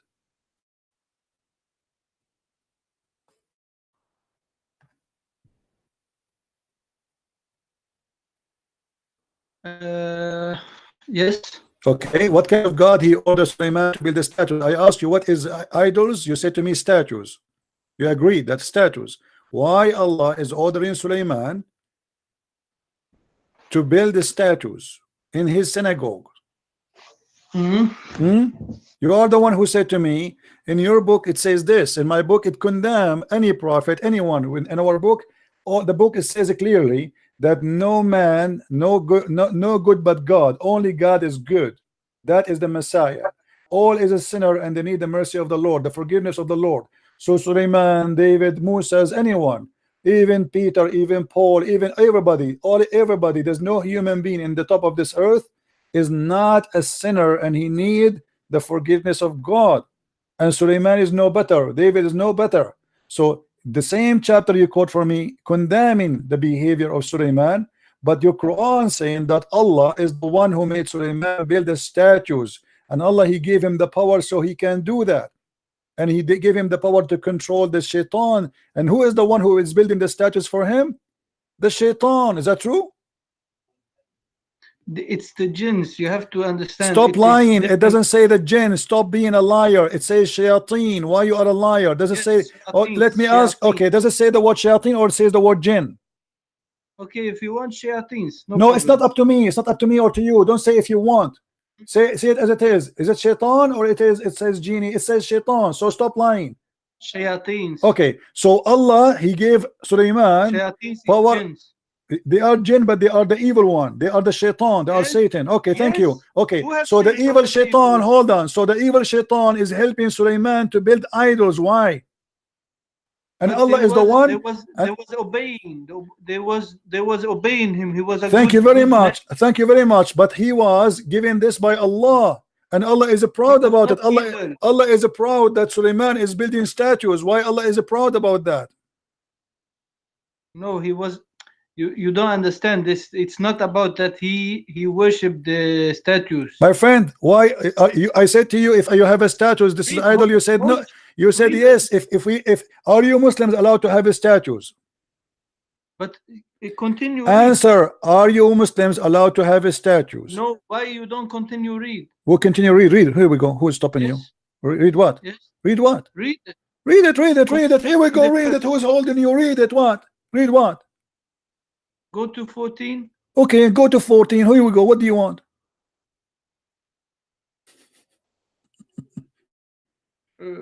Go to 14. Go down, man. Okay, we are on 14. And what? And when we decreed death for him, nothing showed his death to them save a creeping creature of the earth which gnawed away his staff. And when he fell, the jinn saw clearly how if they had known the unseen, they would not have continued in this peace toil. Do you want to see what this is about? You are the one who said to me that you don't believe in fairy tales. If I show you, you are the one who asked me to go to 14. You will regret that in a second. Do you want me to show you the interpretation? This show that the jinn, they don't know the unseen. Only Allah knows. My friend, this is not about the unseen. This is about being your God being a fairy tale stupid teller. You want me to show you the interpretation? This is about the unseen. Okay, hold on. Here we go, guys. He is the one who asked me. He is the one who forced me to go to 14. In a second, he will regret. Chapter 34, verse number 14. Hold on. I never regret. The book is perfect. Okay, perfect. Okay, let us see. Here we go. Chapter 34, verse number 14. Perfect. Very perfect. I mean, we have to see how perfect it is. All right. It says here that this man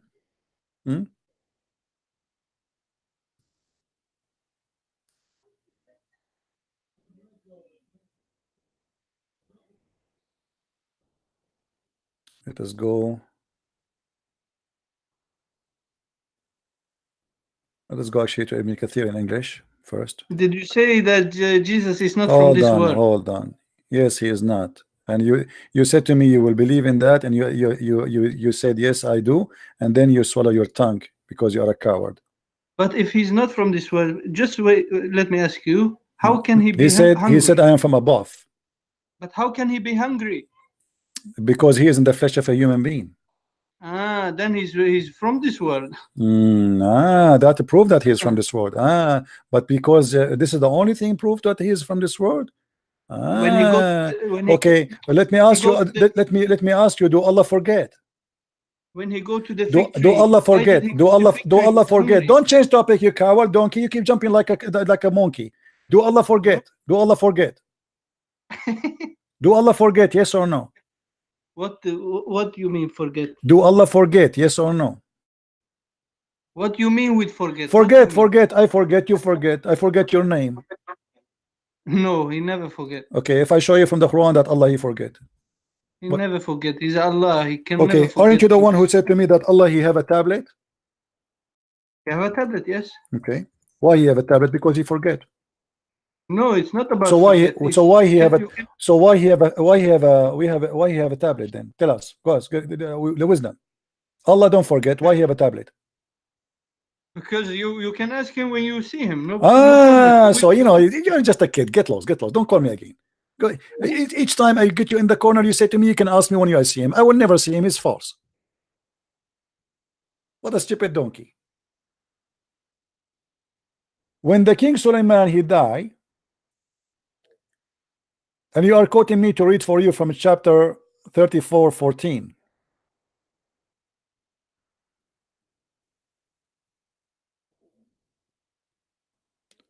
Guys, you will not believe what you will see in front of you.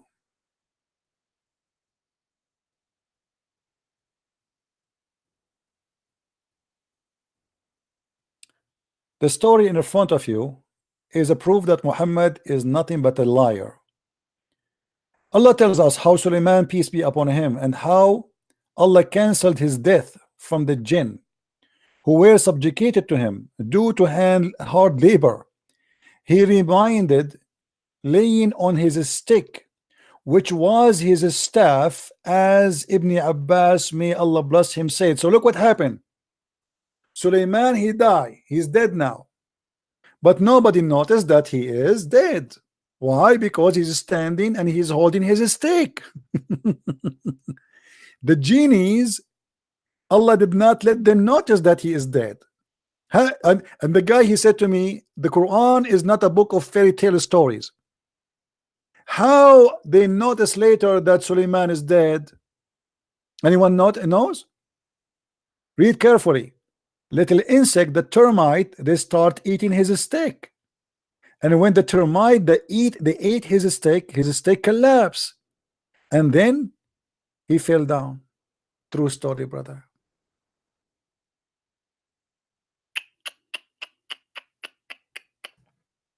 Nothing informed them, the genie, of his death, except a little worm of the earth, which kept slowly gnawing away his stick. What the heck? And he is the one, he said to me, go to 14, go to 14, go to 14. Why you are hiding 14? Huh? Why you are hiding 14? Show us 14. No, I want to see 14. He was like a kid holding me from my pant, saying, show me 14. I want 14. Here we go. This is 14.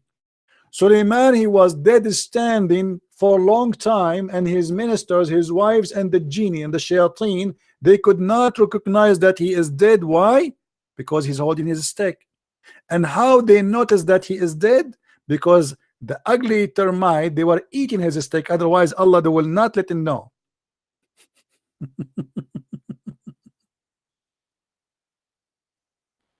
You notice how the Muslims, they always play games. They fly left and right. Like you try to focus on a topic, we go left, we go right. You switch right away in a second. Go here, go there, go there. You find yourself speaking about everything. Until now, we could not find one Muslim to prove to us Allah is God. Look at this. He quote for me from the Old Testament that Suleiman, he did sin. Yes, the Old Testament says Suleiman, David, everybody commits sin. Me and you, everybody. The Bible says it clearly. No man is good but God, and that is the Messiah. This is why when a person he came to the Messiah, he said to him, "You are good." Jesus said to him, "Why you call me good? Only God is good." And he said, "I am the good shepherd." And he said, "Who can of you commit me of sin or prove me a sinner?" Here we see that the Quran is nothing but a bunch of fairy tale stories. The guy, he died, and because he's holding a stick in his hand, nobody noticed. Who in the world want to believe in such a garbage? At least says because Allah, he made him look like this. I will understand, no problem. God can't do anything.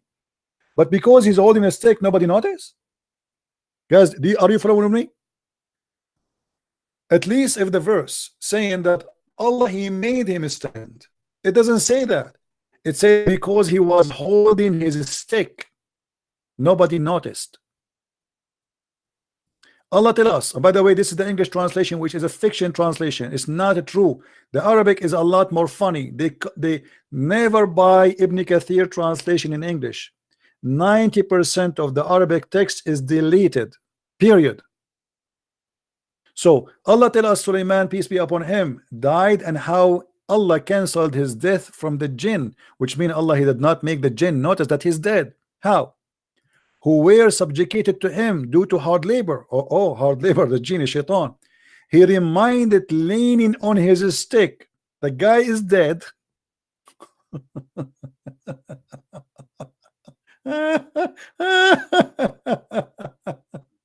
Oh boy. The guy is dead, but yet he is still standing and nobody noticed he is dead. Okay, let us go with this silly stupid verse in the Quran. Let us say, for the sake of argument, I die and I am holding a stick and suddenly I became like a piece of wood and I'm not falling down. Is that what make you alive? Is it people will see that your eyes not moving, you're not breathing, you get cold, your color change? I mean, how stupid this story is. So this guy, he was, some stories he was there for 6 months, some story they say he was there for 40 days, you know, depend in the liar who was reporting the story. So let us say 40 days. They like the number 40, Alibaba and the 40 thief. So I am dead for 40 days, and my wives and my ministers and my servants and my soldiers, they come enter to me and they speak to me, I don't answer, and yet nobody noticed I am dead. Have you ever heard of a stupid book more than this? Yeah, the Quran says that actually. And Ibn Kathir is just making it to you in English in details. Yeah, this is the Quran. ما دلهم على موته إلا دابة الأرض تأكل من سأته. Nothing made them know that he is dead except that the termite eating his stick. And when he fell down, the genie, they notice, which the shaitan, that, oh, we do not know the unseen, we thought he is alive. I mean, look how silly, stupid. And for sure, this is a true story, and this is a proof that Allah is a true God.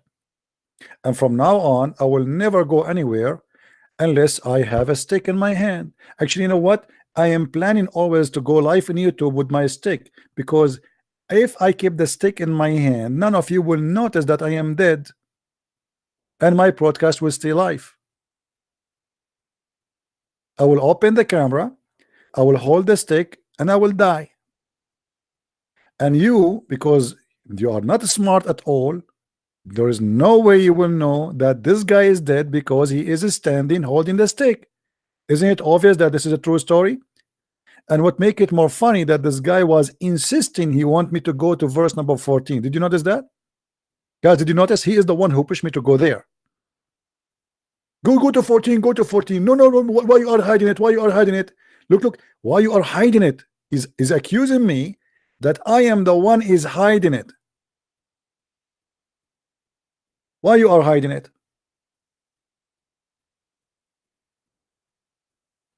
For 4,000 years, 4,000 years, not a single rabbi who is instructed to worship one God, he broke the command of his God. 4,000 years.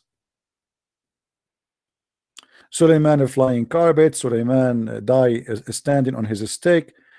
Sulaiman he went all the way to Yemen and he found the woman, she have no hair in her legs, and then the shaitan, they made her legs look hairy, so Sulaiman will not like her. I mean, true stories.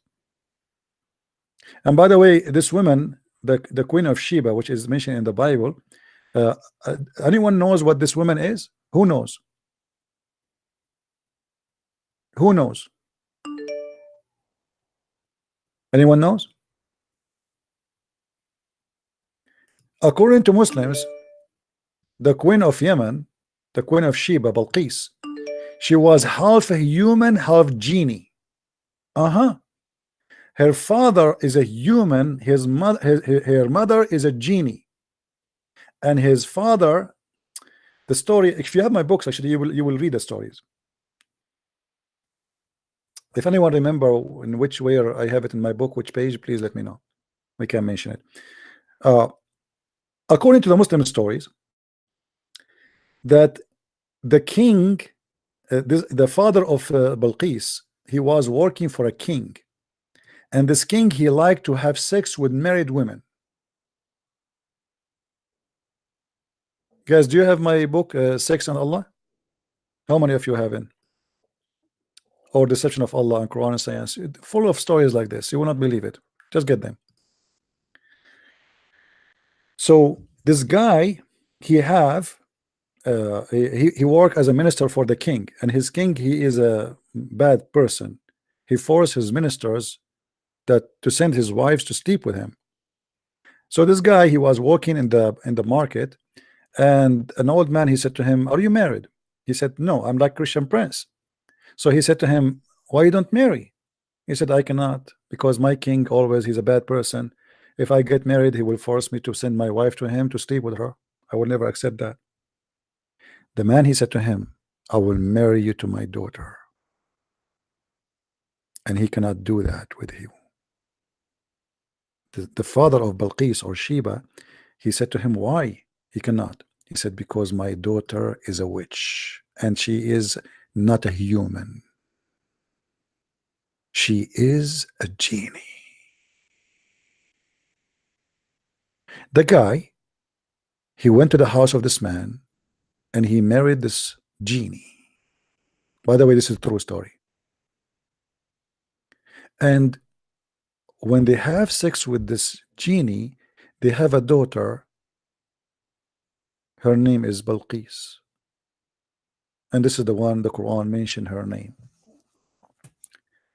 When the king, he learned that he married a woman, and she is so beautiful because she is a genie, like, come on. Allah, the king, he ordered the man to bring his wife to him as usual. Anyone who get married, he refused. So the king, he killed the husband, he captured him, he put him in jail, and he killed him. Some stories said that jail him only. And then he went to her palace, and he surrounded the palace with his army, and he said, "I want to have sex with you, I'm horny." And the genie wife, she said to him, "Okay, but isn't it funny that you are bringing all this army to have sex with me? Aren't you man enough to enter alone?" And then this guy, the king, he entered the palace alone. He ordered his men to wait outside. And when he entered inside, this woman, she took off her shoes. And this is why now I warn all men. I want all men to be careful from shoes. She took off her shoes and she cut his head with her shoe. And then she took the head of the king and she threw it out of the palace. And then when the soldiers, they saw this, all of them, they consider her their queen, and she became a queen. And this is a true story. And this is why I warn you. And if there is a Muslim want to say to me, "You're lying," he could challenge me. Challenge me. Show me. Silence me. So this is why I say to all men, don't ever go out with the women, like if your wife, your fiancé, whoever, even if it's your sister, you never know. You make her angry, they use their shoes, and their shoes is very dangerous. She hit him with the shoe, and she cut his head, and she grabbed him from his hair, and she threw the head outside. This is why, my friends, I will never, the second I see a woman, I don't even get close to her. I say, take off your shoes and throw them away. That's it. I mean, I cannot risk my neck, my friend. Don't ever think women, they are, no, don't play games with women. They shoes. That's why they have high heels. All right. How many victims they die because of shoes of women? I mean, come on, we have to be honest here. This must be true story. High heels is like a nail. She hit you in your head, you have a hole. And if you say to me this is not true story, the Muslims will be upset. So please show respect.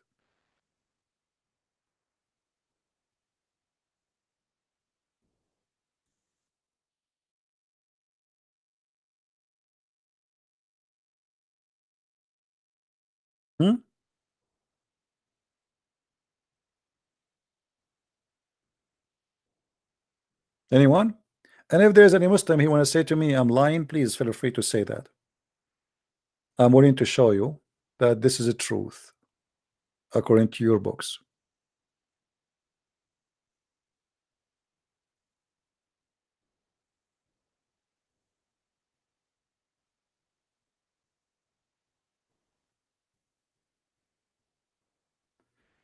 And look, guys, I just found this in a fatwa website. This is the Muslims are answering some atheist, supposedly, in a fatwa. Chapter of An-Naml, and then verse number 22, 23. Chapter of An-Naml is chapter number 27. It says here, it's been said that one of her parents, he was a genie. And then Ibn al-Arabi, he said, the atheists, this is from the old days, not now, atheists like long time ago, centuries and centuries ago, they said that this is stupid and silly. They did not believe it. And he said, genie, they don't eat, they don't have kids, and they are liars, because this is true. And even having sex with them is possible by logic. And look, and Al-Qurtubi said, Hadith Muslim, في أنهم يأكلون, that Qurtubi he confirmed from the Sahih Muslim that the genie they eat, absolutely, and even in Sahih Bukhari. And then Al-Qurtubi he mentioned that if in them is even mentioned in the Quran, in chapter of Al-Isra, chapter 17, وَشَارِكَهُمْ فِي الْأَمْوَالِ وَالْأَوْلَادِ, and be partner with them by their money and their children's offspring. And then he said, كانت أم بلقيس من الجن يقال لها بلعمة بنت صيان صيصان sorry.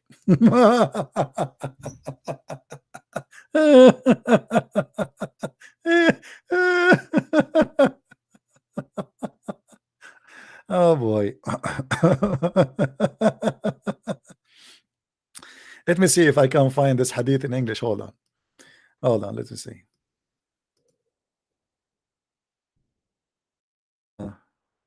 No, they don't translate it to English. Strange. Oh, why? It should be. Anyway.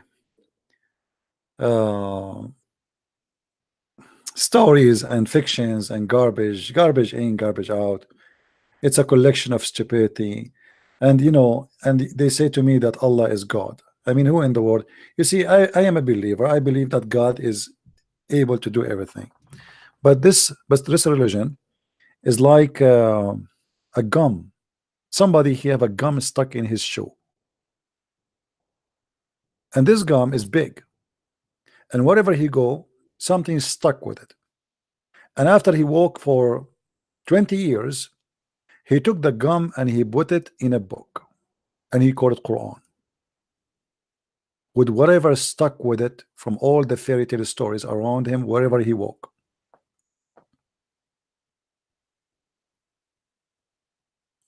Any Muslim want to say we are lying?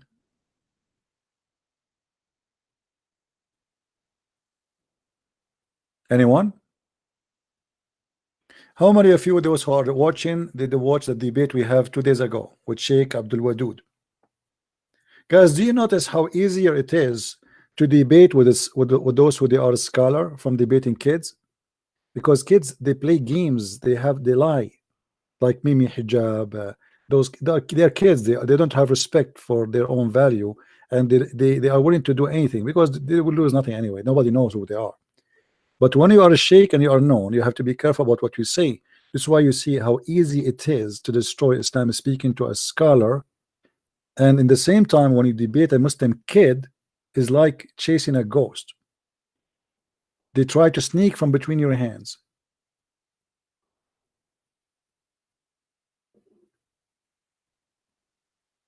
Do we have any Abdul?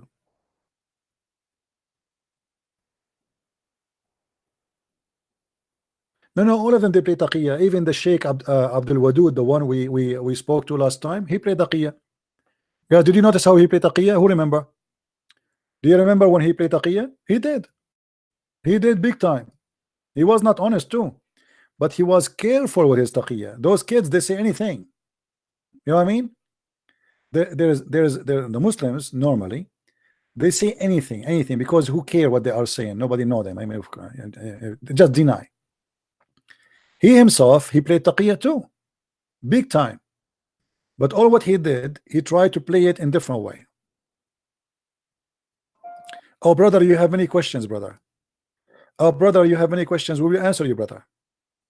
What, brother? You have a questions? We'll answer you, and you answer me.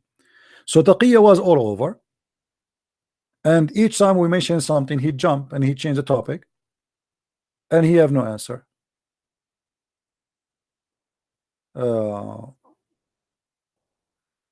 Like if you remember at the end, let me play the last part at the end and see how the deception was like all over the place. Allah, he said to Adam, okay, Adam, tell them the names, and then Adam started reciting zucchini, potato, tomato, etc. And this is how Allah, he proved that he is all knowledgeable and the angels are wrong. So the whole story is about a fight between Allah and the angels. So what the poor shaitan have to do with this? And then Allah, he proved to them that because he named the zucchini and the tomato and the potato the names, supposedly that would mean his God, which is very silly. Because if I have a dog and I call him Susu, and I ask you what is the name of my dog, and you say to me I do not know, that does not mean I'm God. I'm the one who gave him the name. What about we do it vice versa, the opposite way? What about the angel? He asked them, okay, name it, give it names, and don't tell me the names, and I will tell you the names, which means I know the unseen. So your God here is fabricating a story, Muhammad, and he is coming with a funny story.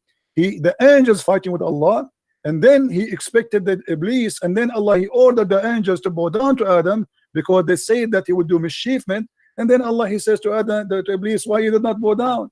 This is the most silly, funny story ever I heard in my life. Go ahead. Okay, brother.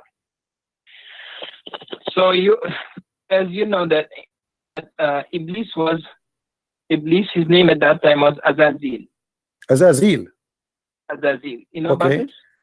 I know about that. This is your prophet. He took it from the Legion of the Jews. Okay. And the Legion of the Jews, if you go to the book, it's called the Book of Enoch, which is a false book. You will see that there's 21 angels. One of them is Azazel, and Muhammad is copying from the Jews. No problem. Go ahead. Okay. And by the way, where do you get this name from? Where it says that his name at that time it was Azazel. Where do you get this name from? Brother, first I have to clarify your misunderstanding. Why? Okay. Listen first. Listen, you are saying first, if God created you, okay, God created you and God gives you an order to do this. Would you do it or not? If God created me and ordered me to do that, to do something. Well, depend. Like if I'm told you to go and pick up that stone or pick up that tree, take out that tree, big that tree. Would you do it or not? It depends, because if I'm a believer, I will do it. If not, I will not. Yeah, that's thank you so much for that. So if you are a believer, you would do it. If you're a believer in God, let's say Jesus is upon him. He came to that. He told you that, Mr. Christian, let's go and kiss this stone or kiss this tree. Would you do it or not? Okay, did Allah say to Muhammad kiss a stone? You are the one who told me that the Arab. But I'm just giving an example. My friend, you are the one who said to me that the Arab before Muhammad used to kiss the stone. So you're a prophet kissing the same as the Arab pagan Arab, they kiss the stone. He's worshiping the same God. Correct? Wait a minute, brother. So you for something my example was to you was that if Jesus comes today, he tells you to prostrate to this tree, would you prostrate or not? If Jesus, he told me to a tree? He told you a tree. No, I will leave Christianity. This is an example. Yeah, I'm telling you, if he said that to me, worship a tree, to bow down to a tree, I will leave Christianity. So why would you leave Christianity if you believe? Because he cannot be God. He cannot be God then, because he is asking me to bow down to idols. This is not cannot be from God. He's trying to check you if you're obeying him or not. No, my friend, God will not test me by giving me order to do sin. This is false argument. So you are saying to me that your God Allah Your God Allah, he wanted to prove that he is God. He ordered you to kiss a stone. That means he's a shaitan. You know, isn't it you? Is it, you know, it's like, okay, isn't it you?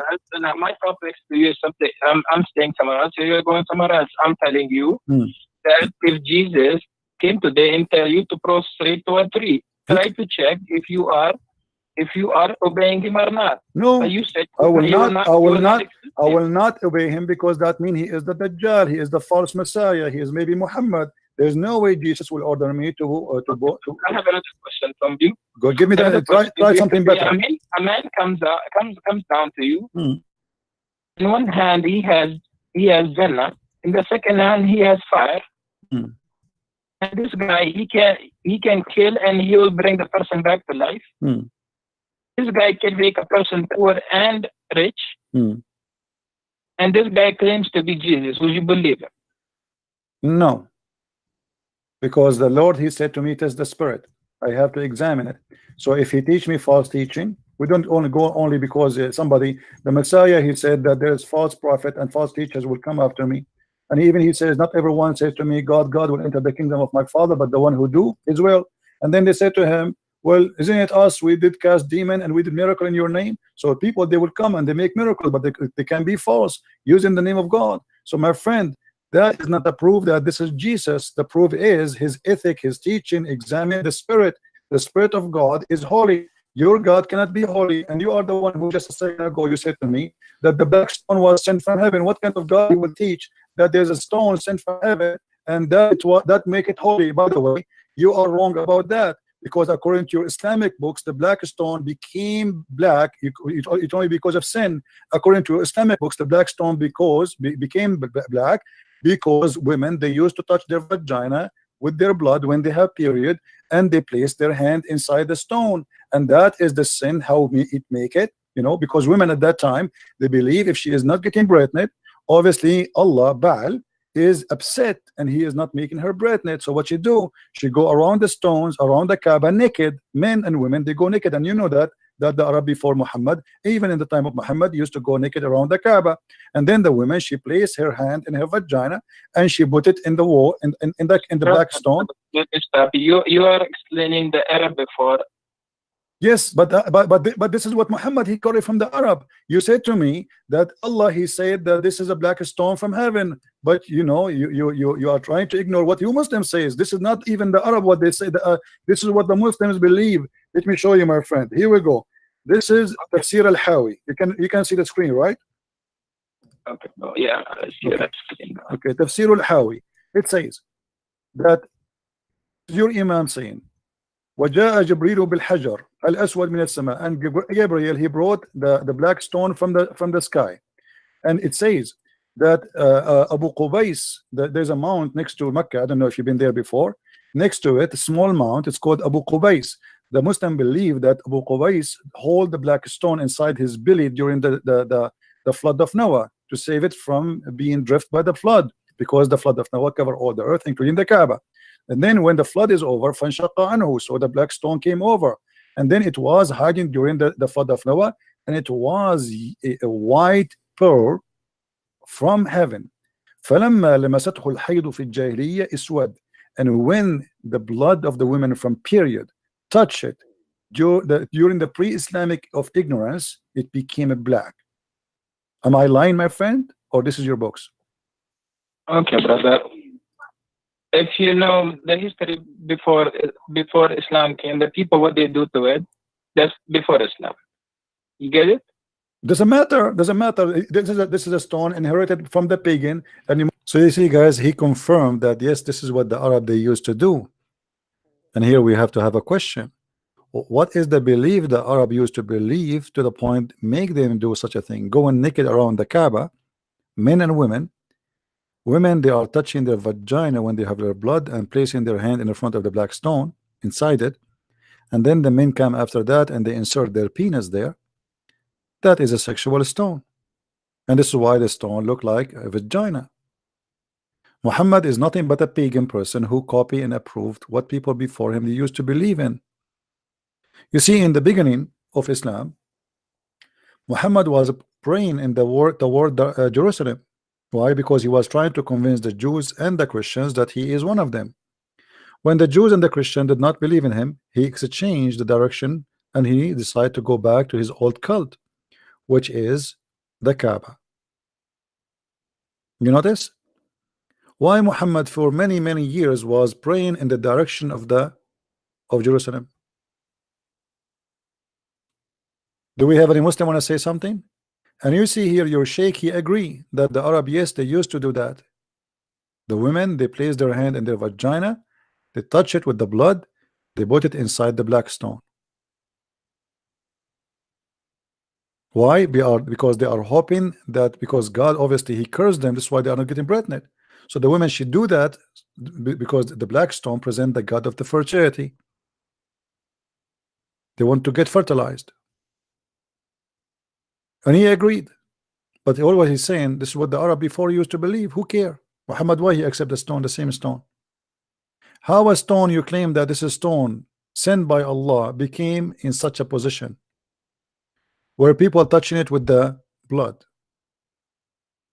Muhammad he adopted the same as he did with As-Safa and Al-Marwa. Isn't it As-Safa and Al-Marwa? It was a practice of the pagan before Islam, and then the Muslims they refused to practice, and then Muhammad he said to them, don't you know that Allah he just gave me a verse saying that As-Safa and Al-Marwa is from the ritual of Allah? How in the world the Safa and Al-Marwa is from the ritual of Allah? From Allah, because if you know the mother of Ismail, when she put her baby on the floor and she was looking for water, and because the baby was crying and she had no food, no milk in her chest, so she would go to one mount and look for water, and then walk to the other mount and look for water to see if any caravan is coming. Okay, my friend, is that to make it holy? I mean, this is the most silly answer ever I can hear, with my respect to you. So if a woman, her name is Hajar, she go between two mountains, that make it? Anyway, this is how silly this cult. It's a collection of stupidity, and as you see, not even a single Muslim he can prove us wrong. I want people to watch this debate, which is called Sheikh Abdul Wadud Destroyed Christian Prince, and I will give you the link so you guys, you can go there. Okay, and actually this is why I did not make a video yesterday, because I know when I make a video people watch the last one, they forget about the one before. That's why you will notice that I might even hide this video, so to be sure that everybody went there and watch it. Learn how the Muslims they think, learn how Muslims they lie, learn how the Muslims, doesn't matter if they are big or small. This guy is a sheikh, yet all of them they play the same game, but you will notice the game standard is different. This person, he have to be careful how he lie. The rest of Muslims, they lie with no shame because they are no one. This is the only difference between them. Otherwise all of them they lie. If you remember at the end when I asked him about Aisha, what he said, you remember? Go watch it. Go watch it and laugh.